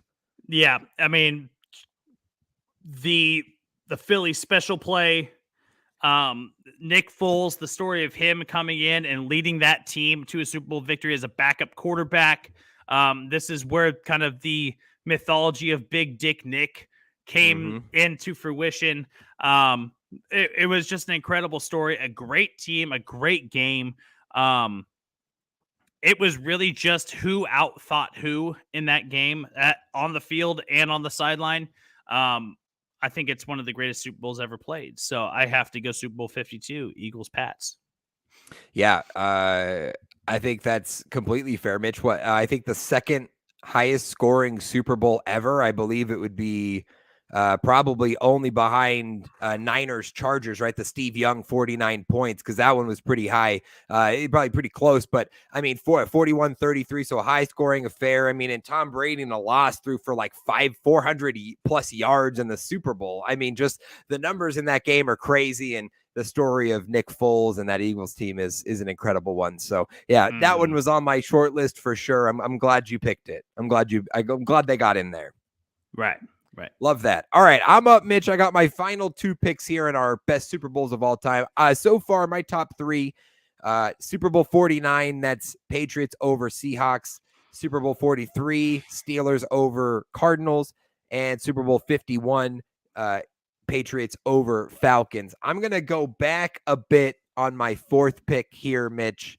And I'm going to go Super Bowl 23, Niners and Bengals. A classic Super Bowl in the 80s where the 1989, the Niners take down the Bengals, score 14 points in the final quarter, including a game-winning drive by Joe Montana. to get it done in just a classic Joe Montana game and a classic performance by him. This was a great back and forth battle. And I wanted to, there's a lot of really good in the last 20 years. We've had a lot of really good Super Bowls, and you could point to, again, with every Patriots Super Bowl has basically been a good one. So a lot of good options here in the last couple of decades. I wanted to bring it back a little bit. So we'll go Super Bowl 23. I like that pick a lot. I guess he wasn't young because he coached until he was 80s, but Dick LeBeau, the one of the great defensive coordinators of all time, was the defensive coordinator in Cincinnati at that point. You had the Bill Walsh matchup. It was just a fantastic game, a matchup of two West Coast offenses because Bill Walsh came from that Bengals system. Great Super Bowl. Love that pick that this one gets mentioned. Jerry Rice wins Super Bowl MVP in this one with 11 catches and 215 yards in a touchdown. I love seeing that. Yeah, Jerry Rice is stud. All right, I got one more left, Mitch, and this is kind of a tough call. I've got two games I'm really debating two Super Bowls that actually took place within just a couple years of each other. And I'm trying to decide which moment I feel is maybe more iconic. So I'm going to go here. This is a tough call. I really wanted to pick this other one, but I'm going to go Super Bowl 34. Rams over Titans. Kevin Wilson comes up just short, and one that's just an incredible game. Greatest show on turf in the Rams, right? This is the beginning of their run, right? This is their first Super Bowl in 3 years, right? They later go on to play in Super Bowl 36 against the Patriots, but this is the beginning of that era, and they faced a 16-win Titans team that was an extremely tough test. Steve McNair, balling out in that game, and for Dyson to come up just short there at the end, that's just an iconic Super Bowl moment. So for me, the game was great, but that moment, and also the greatest show on turf Rams. I mean, that's just a story in the NFL, that era. So they had to get him in here. Super Bowl 34. That's the one you wanted, huh? That was the one I wanted. That was, I thought I could keep waiting. I thought I could keep waiting and waiting and waiting and waiting.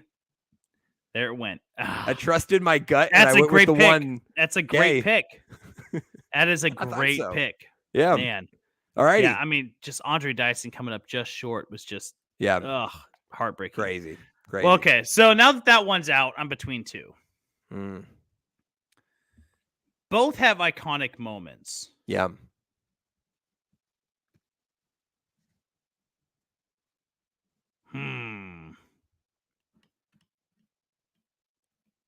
Okay. I'm going to go Super Bowl 25. Yep. Super Bowl 25, Bills, Giants, the wide right game. It's hard. Like, obviously, usually iconic moments have like some sort of feel good story behind them, and this one just doesn't. This is kind of not for Buffalo, that's for sure. Not for Buffalo. But like that's the only story behind it, though. Really, like there's not a story behind this iconic moment for New York. It's only for Buffalo, and so it was a tough break for Scott Norwood, missing the 47-yarder to end the game. A lot of people put the blame on Scott Norwood, but you got to remember the era that we were in. We got to remember the type of kicker that he was. 47 was about on the edge of his range, and he nailed that football. It would have been good from about 55. I mean, he put a lot of leg behind that one, just pushed it just wide right. So the wide right game, Super Bowl 25, one of the all-time great endings or all-time worst endings. I don't know how, depending on how you look at it. But that's going to be my fifth pick of the draft. Yeah. That's a great one, Mitch. Bill Parcells led Giants team. I think is it Bill Belichick on that staff as the defensive coordinator? If I remember right, he was the DC for both Super Bowl wins for them, 86 and 90. Yeah. And this starts just a horrific streak for Buffalo, right? Where they will go on to make 3 more Super Bowls and lose them all. So this is sort of the beginning of what is just an awful stretch for Buffalo there. So yeah, that's a good one. That was definitely on my short list, Mitch. I like that. All right, that's the top 5s. I want to get into our honorable mention, some of the other ones we talked about in a second, but let's recap our top 5s here for the folks. Best Super Bowls of all time draft. Mitch, read your top 5. So I'm going to do Super Bowl 42, Giants, Eagles, or Giants, Pats, excuse me. Super Bowl 1, Green Bay, Kansas City. Super Bowl 3, the Jets and the Colts. Super Bowl 52, Philly and New England. And Super Bowl 25, Buffalo and the Giants. I respect that you chose 2 Patriots Super Bowls, but you made sure to do ones that they lost. So no Patriot Super Bowl wins for you on there. I see what you've done there. My top 5, Super Bowl 49, Pats over Seahawks. Super Bowl 43, Steelers over Cardinals. Super Bowl 51, Pats over Falcons. Super Bowl 23, Niners over Bengals. And Super Bowl 34, Rams over Titans. Mitch, honorable mentions, the one that I was debating about there between Super Bowl 34, Super Bowl 32. John Elway finally gets the Super Bowl win against the young shot Brett Favre and the Packers, who were just on a roll at that time.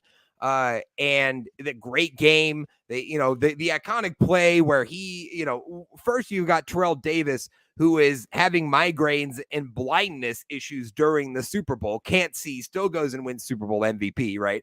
But then you have the play where John Elway has to run for the first down. He's like 38 years old. He dives, he gets hit, he spins midair, picks up the first. I mean, that's just that moment. That's what I was thinking of during that. Like, can I pass on that moment? Went with Kevin Dyson instead, but I thought that was one I wanted to put in there.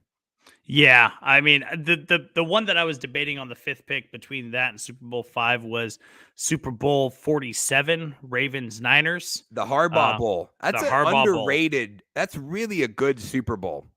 Very good Super Bowl. It has the lights moment, the power outage moment. Yes. Underrated Super Bowl. The other one that I was actually also considering was Super Bowl 37, Pats Panthers. 38. 38. Yes. Or 38, excuse me. Yeah, there's another one there. Yeah, 38. I mean, great finish, game-winning Super Bowl, one of Vinatieri's signature moments. We got to see Janet Jackson's titty. It was awesome. That is true. So that one was on my list, and not just as a Panthers homer, but because that was a very nondescript first half. There were 30 points scored in that fourth quarter. It was an offensive explosion at the end. Absolutely. There were 3 scores in the final 2 minutes of the game, 3 minutes of the game. So, I mean, that was an incredible rush at the end of just a flurry of a game. And then obviously the Vinatieri win. So yeah, that would definitely made my list. The other one that made my short list that I didn't end up picking was Super Bowl 13, Pittsburgh over Dallas. That was one of those classic. They played a lot in that era. That was one of those classic matchups between those two teams. Super Bowl 13. One I thought of, and I just wanted to get your thoughts on, Mitch. Do you think down the road Super Bowl 56 will get any consideration? Because last year was a very good game. Game-winning drive by Matthew Stafford at the end. You've got some great Hall of Fame players in this game, icons like Aaron Donald. Who knows what some of these younger players will become. That one, when I was looking back at it, I didn't put it in my short list, but it was on there of maybe down the road with a little more hindsight, we might look back at that one as a really pretty good Super Bowl. You know what I would dub that one? 12 years down the road when these guys are at the end of their careers or retired or anything, the Baby Bowl. I mean, there was a lot of really young, talented players that were in that game. And, obviously the veterans had their contributions. You mentioned Aaron Donald, Matthew Stafford, but a really young contributions from young players. And it might be a Super Bowl we look back on that gives us a little bit of foreshadowing as to what the NFL has to hold for us for the next 10, 15 years. It would be one of those games that I would look back on fondly in that regard. So I think that it'll have fond consideration, but right now I don't think it's it's a top 10, maybe not even a top 15 Super Bowl of all time. But I think history will smile on Super Bowl 56. Sure. Yeah, it was a pretty good game last year, and I would expect much of the same this year with Super Bowl 57 between the Eagles and the Chiefs. That's our Sports Hour draft. So we're going to dive into our full Super Bowl 57 preview here with 10 storylines on the game. We did this last year in our Super Bowl preview. We'll go back and forth, Mitch and I, with the 5 storylines each, just things we're interested in about the Super Bowl. It could be about the game. It could be about things outside of the game, but just storylines we're interested coming up this Sunday in Arizona, Mitch. And I'll go ahead and start us off here. And I think my first storyline here is one of the most interesting things I think looking at these two teams is they have both got to this very high level, both number 1 seeds, but they both got here very different ways. And I think specifically back to their off seasons where they basically did polar opposite things. You had the Kansas City Chiefs coming off an AFC Championship loss, stretch of success, trade away their best offensive weapon in Tyreek Hill in the midst of a competitive window, right? And it was pretty shocking. Obviously, it's a money thing. They didn't want to pay you. You're paying Patrick Mahomes $500 million. You know, you got to cut money somewhere. But that's a bold move for a team that was competing in this moment and felt like this is a good time to move off of this huge piece of our offense. They move off of that wide receiver weapon, and yet here they are back in the Super Bowl. Offense doesn't miss a beat. Mahomes is probably MVP again, and the Chiefs made it happen without that number 1 weapon. And meanwhile, on the other side, you have the Philadelphia Eagles, who saw their team last year and said, we need to get a number 1 option. We need to go find a guy. So what do? They go trade a first-round pick for A.J. Brown.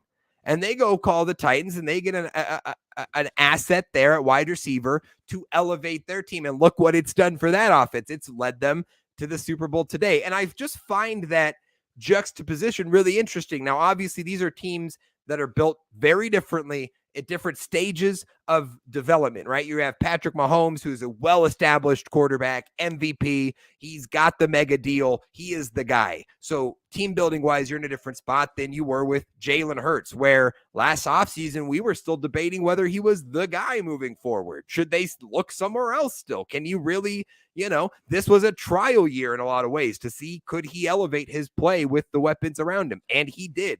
And I just think that's fascinating in the NFL where, we see such a copycat league at times and everyone following trends. And yet here's two teams who went about off seasons completely differently, did the exact opposite things. And yet both of those decisions were successful, and it's led them here to the Super Bowl. Yeah. I mean, you bring up a great point with the, how different these guys, these teams, these organizations handled their off seasons and how they built these teams in the different scenarios that their quarterbacks are in, right? Mahomes more established, Hurts still a lot of question marks surrounding him. And that's why on this next storyline that I want to bring up is Howie Roseman, the best GM in all of football. I think that this one will tell, because you got to remember that after the 2020 season, man, they blew this thing up. They fired Doug Peterson. They traded Carson Wentz. It seemed like a complete reset. We weren't talking about the Eagles being competitors in the near future at all. They take the risk on Jalen Hurts. They go and draft Devonta Smith. They make a trade for A.J. Brown. Miles Sanders becomes a more prominent role in the offense, and they find a way to actually load manage him by supplementing carries with other backs. And the defense continues to build. They bring in these hardy veterans along with guys like Hassan Reddick, who are still young, promising players. And they rebuilt this thing in record time. And so I think that when we look back on the 2022-2023 Eagles, we're going to have to look back and say, did Howie Roseman do a masterful job of constructing this rebuild in what is seemingly record time? Yeah, I mean, I'm 100% with you, Mitch. And I was actually thinking about this. If you don't already, you should view the Philadelphia Eagles as one of the best organizations and franchises in the NFL. To have gone, like, they don't even need to win on Sunday. To have gone to 2 Super Bowls in the last 5 years with different quarterbacks, different head coaches, to pull that off is incredible. I mean, you could go back through the books. It probably hasn't happened at all, if not very few times. I mean, this is remarkable. Like you said, the turnaround that they've done. But I think that just points to the organization itself, the stability there with that franchise. And yes, credit to Howie Roseman and that organization for bringing in a guy like that who's making the right moves, getting the right people there. You know, they nail a head coaching hire like Nick Sirianni, right? They bring in great coordinators that are getting head coach, interviews all across the league. I don't really think I guess, thought of the Eagles as one of those top NFL franchises, but I think we should be. There'd be no reason not to after what they've pulled off. I just picked my brain. The only one that comes off the top of my head is teams that have done that before are the 49ers. Yeah. Bill Walsh with Joe Montana and then George Seifert with Steve Young in the span of 5 years. And how do we view those Niners from those days? How do we view those Niners as one of the greatest stretches of success in, you know what I mean? And so there you go. That's the only, wow. That's a great point. I hadn't even thought about it. Yeah. That's incredible. Can I go 2 times in a row? Because I got another one. Absolutely. I think that's going to lead us into some other stuff here. Look, it's the Kelsey Bowl. Yes. It's the Kelsey Bowl. We got 2 brothers here, man. Yes. Jason Kelsey playing center for the Philadelphia Eagles. Travis Kelsey tied in for the Kansas City Chiefs. That poor mother. What sideline is she going to sit on? Hopefully they put her dead center down the middle in a suite with all the comfort in the world. Because her 2 little boys are going to be going to war with each other on that field on Sunday. So, look, I think it's always like we had a lot of fun with the Harbaugh Bowl that we talked about earlier, with that Niners Baltimore Super Bowl. I think it was 47 is what we said it was. But like, this is a different level. These are 2 brothers that are fighting against each other on the field, blood, sweat, and tears.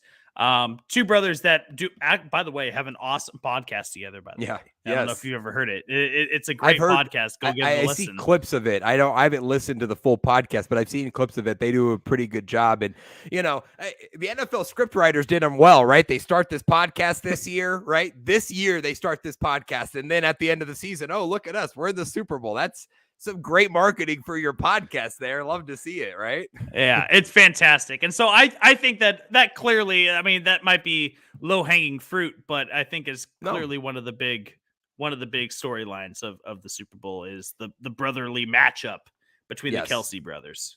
Yeah, Mitch, and I think along those lines, I'll stick in that same vein, and I'll say one of the most important storylines really from this Super Bowl, in my opinion, is the fact that this is the first time we have 2 black starting quarterbacks in the Super Bowl. And you mentioned, we talked about Doug Williams as the forgotten Super Bowl MVP. He was the first black quarterback to win a Super Bowl, but this is the first time in NFL history we've had 2 starting quarterbacks as black men. And that is significant, especially for the quarterback position and the way that it has evolved over the years, the way that these guys are still viewed. I mean, I saw just this last week quotes from the Senior Bowl with Jalen Hurts a few years ago, being asked by reporters if he was working out at wide receiver, right? Because we still couldn't see an athletic black guy at quarterback. It was still that, oh, well, you can play wide receiver. Maybe you'll go tight end. That's not that far removed. So I think that is a really cool moment for the NFL this weekend, to see that between 2 great players, 2 great young players in this league. And we talked about this year, especially in the playoffs, very much feeling like the new era, right? We reached the conference championship and there's no Brady, there's no Rodgers, there's none of these old guys. It's Burrow, it's Mahomes, it's Hurts, it's new faces. It's a new league. And I think this is almost emblematic of that. And I'm very excited about that. So. Yeah, no, I mean, a great milestone, I think, for the NFL and professional sports.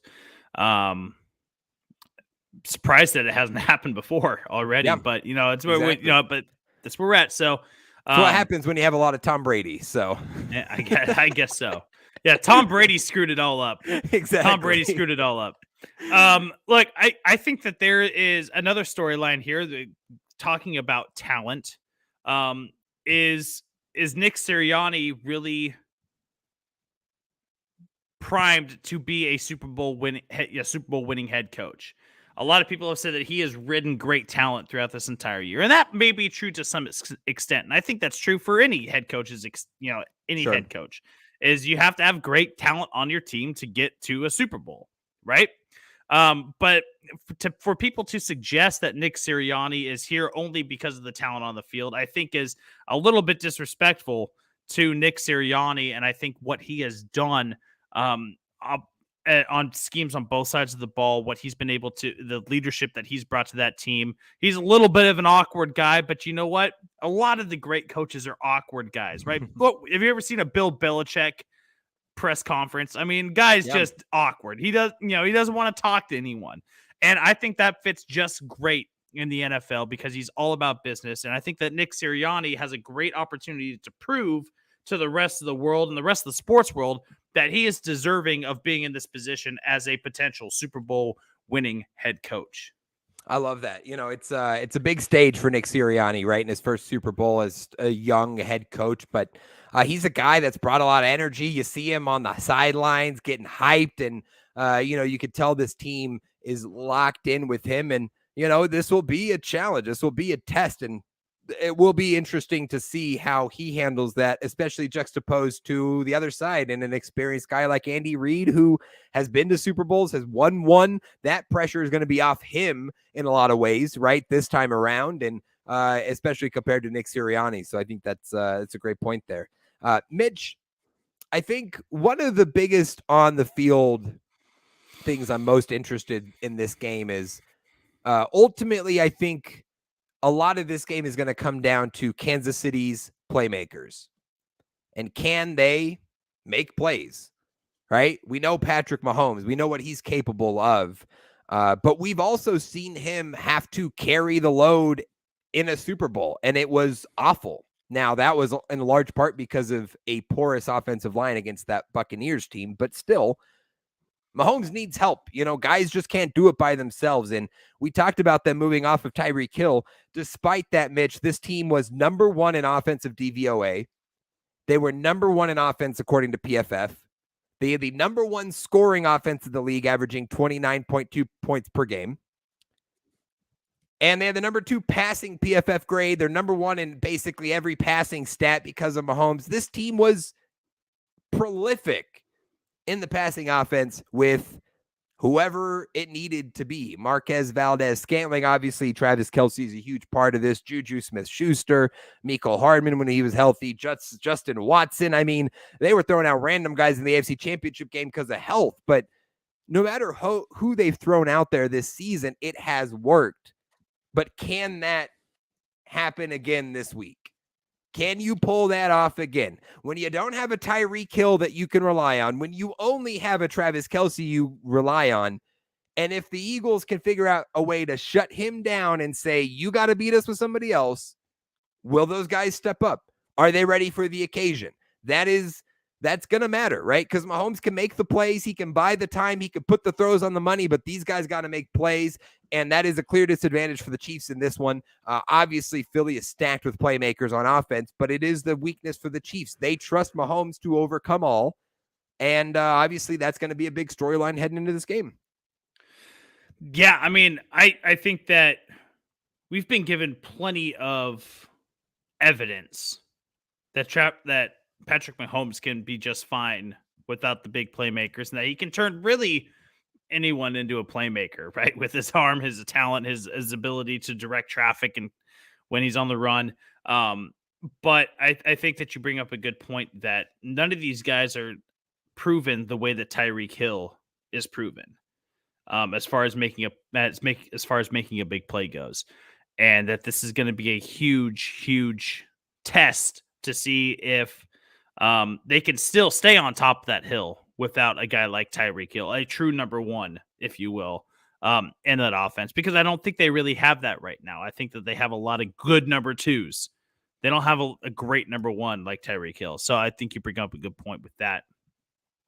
Going on the opposite side of the football, Dallen, I think that it's important to remember that the Eagles' defensive line is absolutely stacked. And Yes. we're talking about a Patrick Mahomes that has been playing on a hobbled ankle, and he's going up against possibly the best front four in the NFL. 70 sacks by that Eagles defensive line this year. Hassan Reddick, Javon Hargraves, Josh Sweat, and Brandon Graham all finished double digits in sacks this year. They're coming after you. It's going to be aggressive. It's going to be physical. How do you handle that front four with the Chiefs' offensive line and Patrick Mahomes' ability to navigate himself in and out of the pocket? That's going to be one of the big things we have to look at going into this game. Yeah, I mean, the trench battles on both sides is going to be must-see TV, right? But I think specifically, as you pointed out, the D-line of Philly versus the offensive line of Kansas City, because unlike that Buccaneers Super Bowl a couple years ago, this is a much more talented offensive line and a healthier offensive line. So the Chiefs boast a pretty good offensive line unit, but as you mentioned, Eagles are stacked. They had the number 1 pass rush PFF grade of any team in the NFL this year. They had the number 2 coverage PFF grade, first in points in passing yards allowed, first in sacks, as you mentioned, with 76th in interceptions this year in the NFL. So this is a team that gets after the quarterback and limits the passing game against the number 1 passing offense in the league. So strength against strength on that side of the ball is going to be a hell of a matchup, Mitch. And speaking of strong women, Mitch, Rihanna at the Super Bowl, the return of Riri. And first off, I gotta apologize. I said the name wrong. It's Rihanna. Okay, I've seen in an interview that she goes by Rihanna and not Rihanna. Apparently, we've all been pronouncing it wrong, and she didn't want to correct us. So I'm going to refer to her as Rihanna through the rest of this. But I'm excited, Mitch. This is going to be a good Super Bowl. And listen, last year's halftime show, Dr. Dre, Snoop Dogg, Kendrick Lamar in LA, classic. One of the best. We talked about it at length. That was great.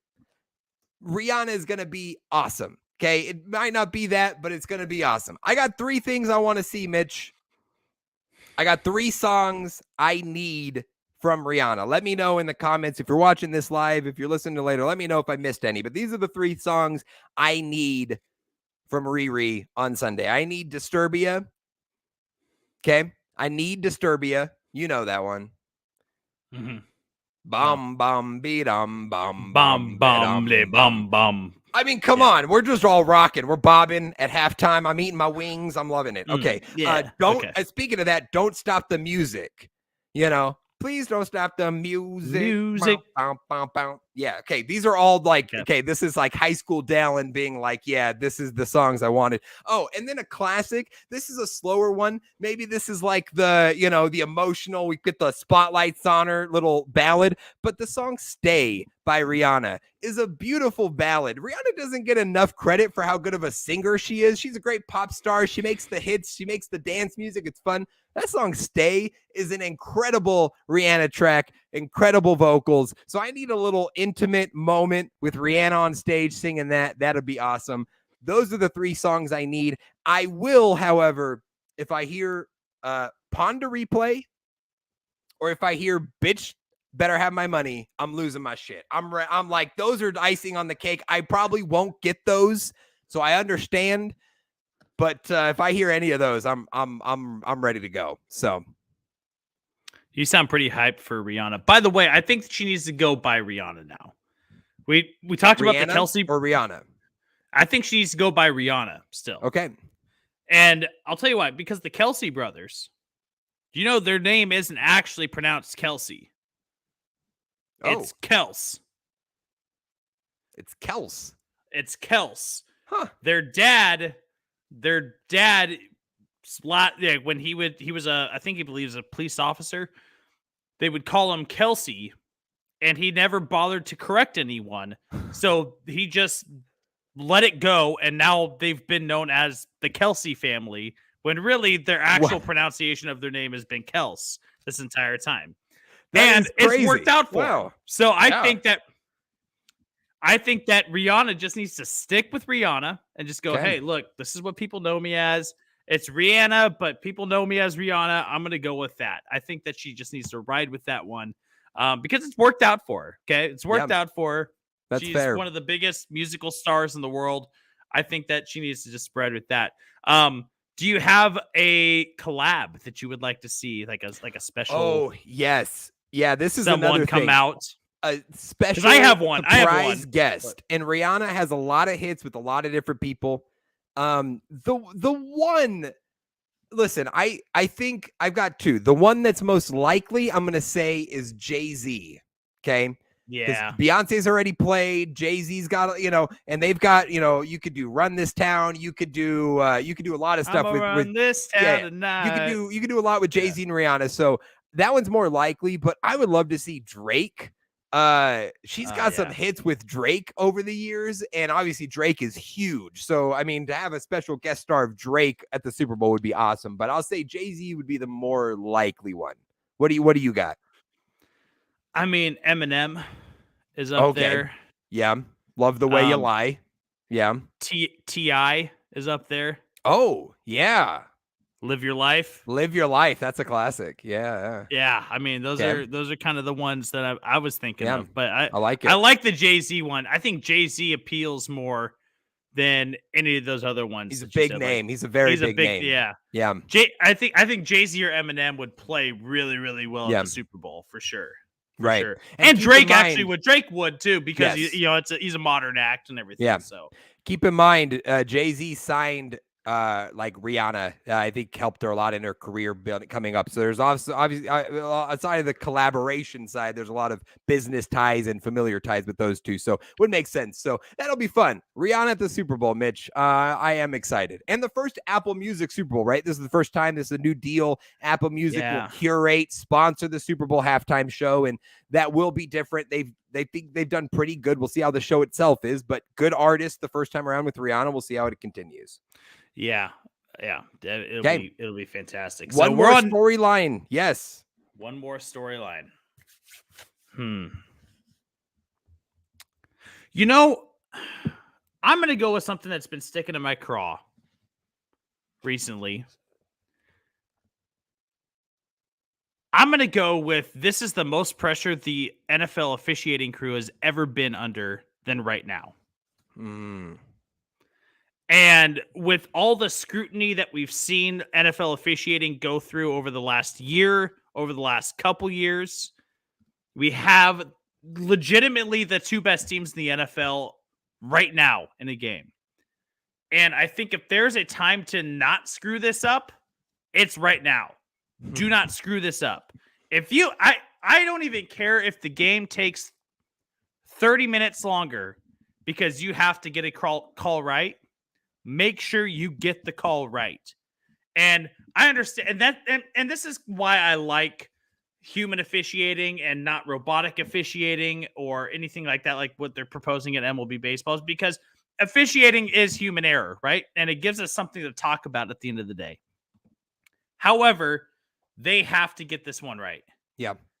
They have to get this one right, and they cannot screw this one up. It would be a tragedy if it ends or it is a certain call changes the outcome of a game. But I appreciate the human error of officiating because that's part of sport, but also we have to be dialed in. We have to be locked in today, boys, because this is the best game we're going to get all year long. And you have to be dialed in for that. Well, I think you bring up a great point too, especially in light of the statements by Roger Goodell today, where he said, quote, officiating, I think, is the best it's ever been in the NFL. That was his quote today. That's not true. Yeah, like that's just not true. We don't have to say that. You're not helping the situation by saying that. It's okay to admit we need to improve. You don't have to get up there and say it's awful, it's horrible, it's a mess, it's ruining our league. But don't get up there and blow smoke up our ass and tell us it's the best it's ever been. Go up there. So you're putting even more pressure on those officials on Sunday to get it right, because now if they get it wrong, you've added fuel to the fire. So absolutely, I think going into this Super Bowl, officiating is a bigger storyline than it probably should be. You know what? Double life sentence. Pit of misery. Pit of misery. Dilly, Roger Goodell serving 2 light sentences for those comments. Look, here's the deal. Is you're absolutely right. You don't have to sit up there and, try to defend your officials when they're doing a bad job. Just go up there and say what it is and be honest with everyone. Yep. It's frustrating as a fan to watch your team get robbed out of a game, right? It's even, I think, as equally or more frustrating to sit as a non-fan and watch a game be shit because the officiating is so bad. So, I don't know if they have to do, MLB umpires, they have to go through a school. And MLB is not perfect, right? They've probably been one of the biggest critics of the officiating over the last 20 years, right? That's why we have robotic officiating or electronic strike zones coming, that are being thrown around.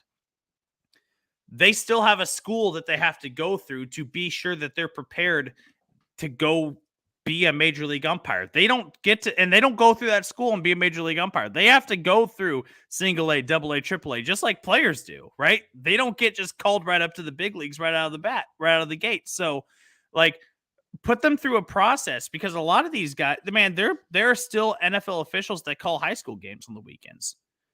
And that's not okay. They have to be put through the ringer of making sure that you are NFL caliber and you're able to do these things. So there has to be a better process to fix this officiating. I hope that Carl Sheffers, who's going to be the crew chief in this one, has a good crew. They're dialed in. They're ready to go. But damn, we have to dial this in, especially for the biggest game and the best game of the year. Yeah. Mitch, my last storyline for this Super Bowl 57 coming up is pretty simple, Mitch. We are guaranteed a classic game on Sunday, Mitch.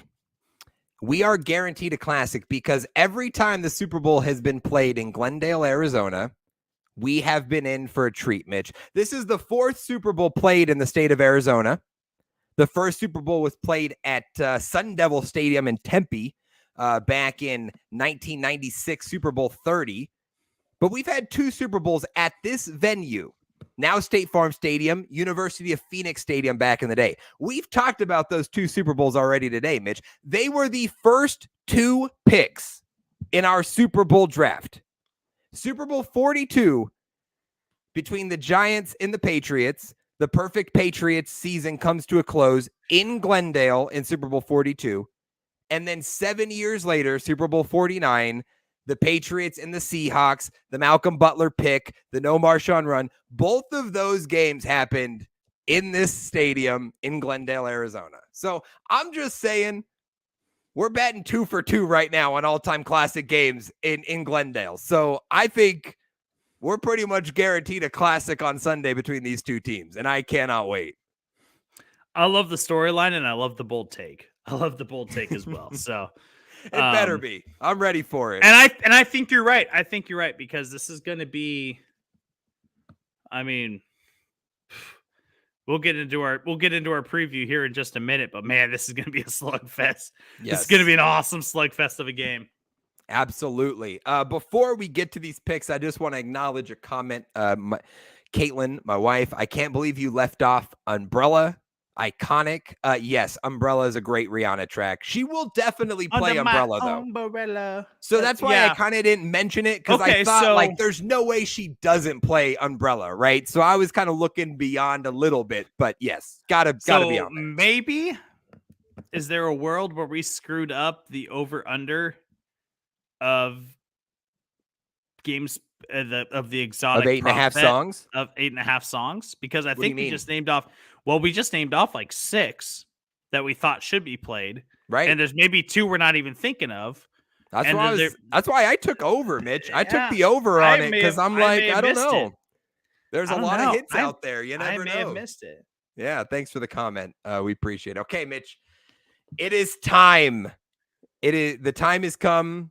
It is upon us. Super Bowl 57. It's time to make our picks here. Number 1 seed versus number 1 seed. AFC versus NFC. The Kelsey Bowl. The Andy Reid Bowl. Eagles and Chiefs. Hold up. We've gotten into the storylines. What's up? I don't hear any music. Yes. Well, we can't play music or we'll get copyright striked on our TikToks. Oh, okay. So, unfortunately, it's a good sign because it means we're doing better on the TikTok enough to get noticed. But it's a problem because when we do, we get copyright striked because of the NFL Films music. So, unfortunately, we got to keep it out if we want to keep this on TikTok. But we'll get into this, Mitch.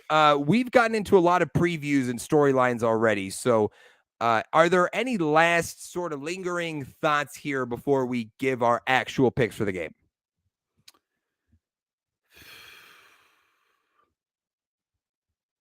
I don't know.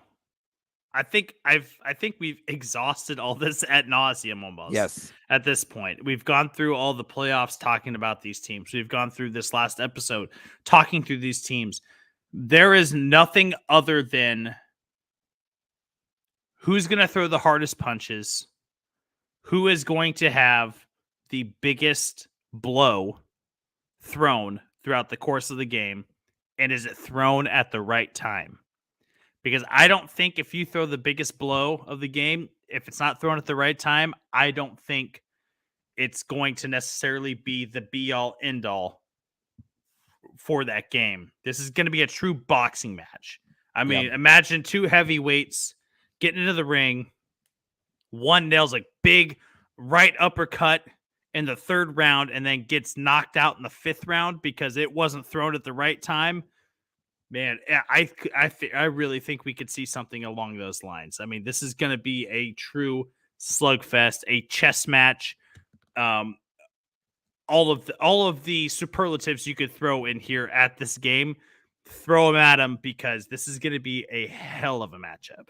Yeah, it's a great one, Mitch. And I think, one last note, I just think it really just comes down to ball control. Who controls the ball for the majority of this game? Both these offenses want the ball in their hands. They want to be in control.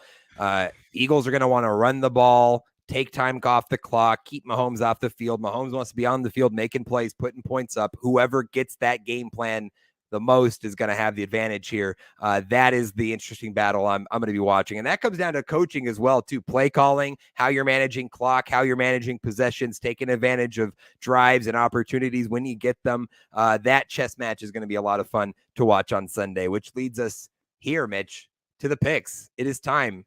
I'll go first. The final quick pick of the year. The final quick pick of the year, and I won't make you go first. I actually had to make this pick earlier today. I was asked to be on a TikTok at work, and they asked me my Super Bowl pick, and I had to pick a score. I hadn't thought about it, so I'm ready to go. I've had this locked in for hours. I said this coming into the playoffs, Mitch.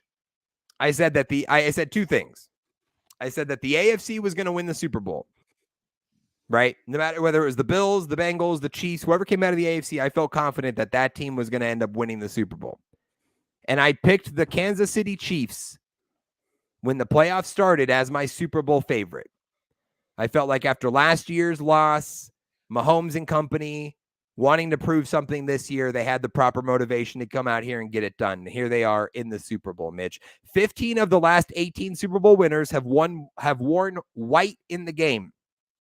Kansas City's wearing white. Philly is wearing green. Now, Philly did also win their last Super Bowl wearing green. So take that for what it is. Patrick Mahomes has a 10-3 record in the playoffs, Mitch. His only losses in the playoffs have come to Tom Brady and Joe Burrow. I'm taking the Chiefs in this Super Bowl. I'm taking the over. Over-under is 51. The line right now is Philly minus 1.5. I will take Kansas City 28, Philly 27. A 1-point game, a nail biter, but the Chiefs get it done. So if I get this correct, you're taking Philly plus 1.5 and the Chiefs to win the game. Yes. Because they're not covering. Okay. Wow. It's a hell of a pick. It's a hell of a pick. You know, Philly was the team that I picked to be the NFC representative out from the gate in April. Last April, when we talked about who was going to be making the Super Bowl, I picked Philadelphia to be the NFC representative. I had Buffalo in the AFC. We all know how that went, right? They didn't quite meet the mark. I think I'd be a coward to back off of it now. And let me tell you something. Mama didn't raise no bitch. Give me Philadelphia to cover to cover -1.5. Give me the over. And I want Philadelphia 36-33. Wow. High scoring game. Very high scoring game. Yeah, I think, yeah. Yeah, high scoring. High scoring. Okay. I've got So I don't know how Chiefs- sorry. So when you were listening to my prop picks, I don't know how Hassan Reddick wins wins Super Bowl MVP giving up 33 points, but you know, it he has 3 sacks and a forced fumble. That's how he does it. Apparently, yeah. And maybe yeah, a defensive touchdown or something. You know, that's how they get it. But yeah. I like it. I've got Chiefs. Mitch has got Eagles. Super Bowl 57 coming up on Sunday. Cannot wait. Should be a lot of fun. This has been a lot of fun. This has been a lot of fun doing this podcast today, breaking down this game and so much more. We will be back next week on Monday night.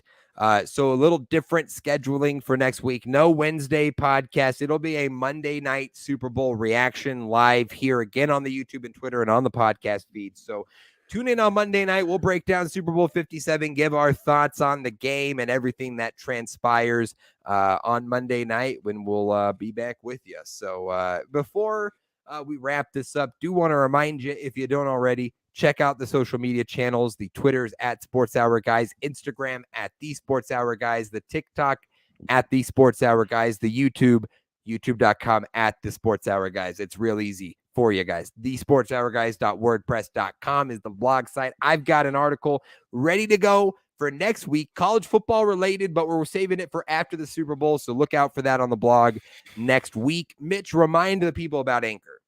Anchor is the only place that you can become a permanent part of the conversation. You have any questions that you want to ask, we'll play it live right here on air. And guess what?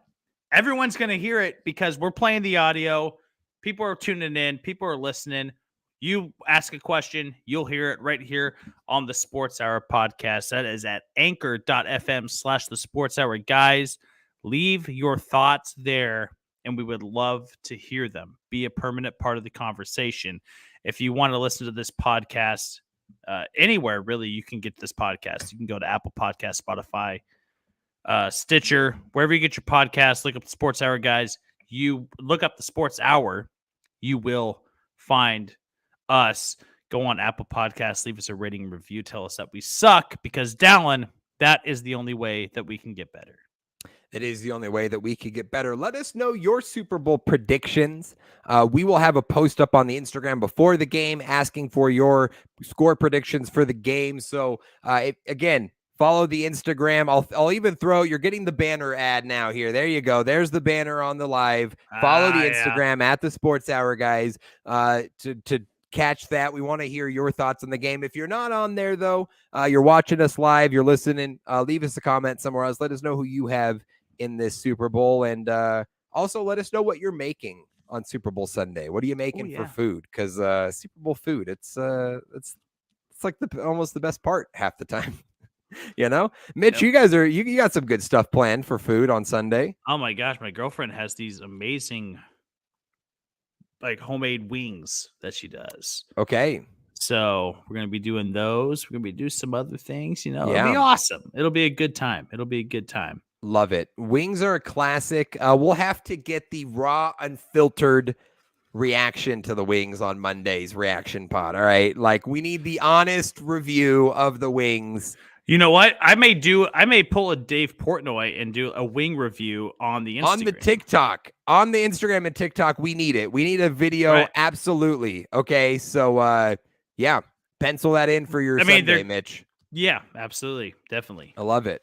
I love it.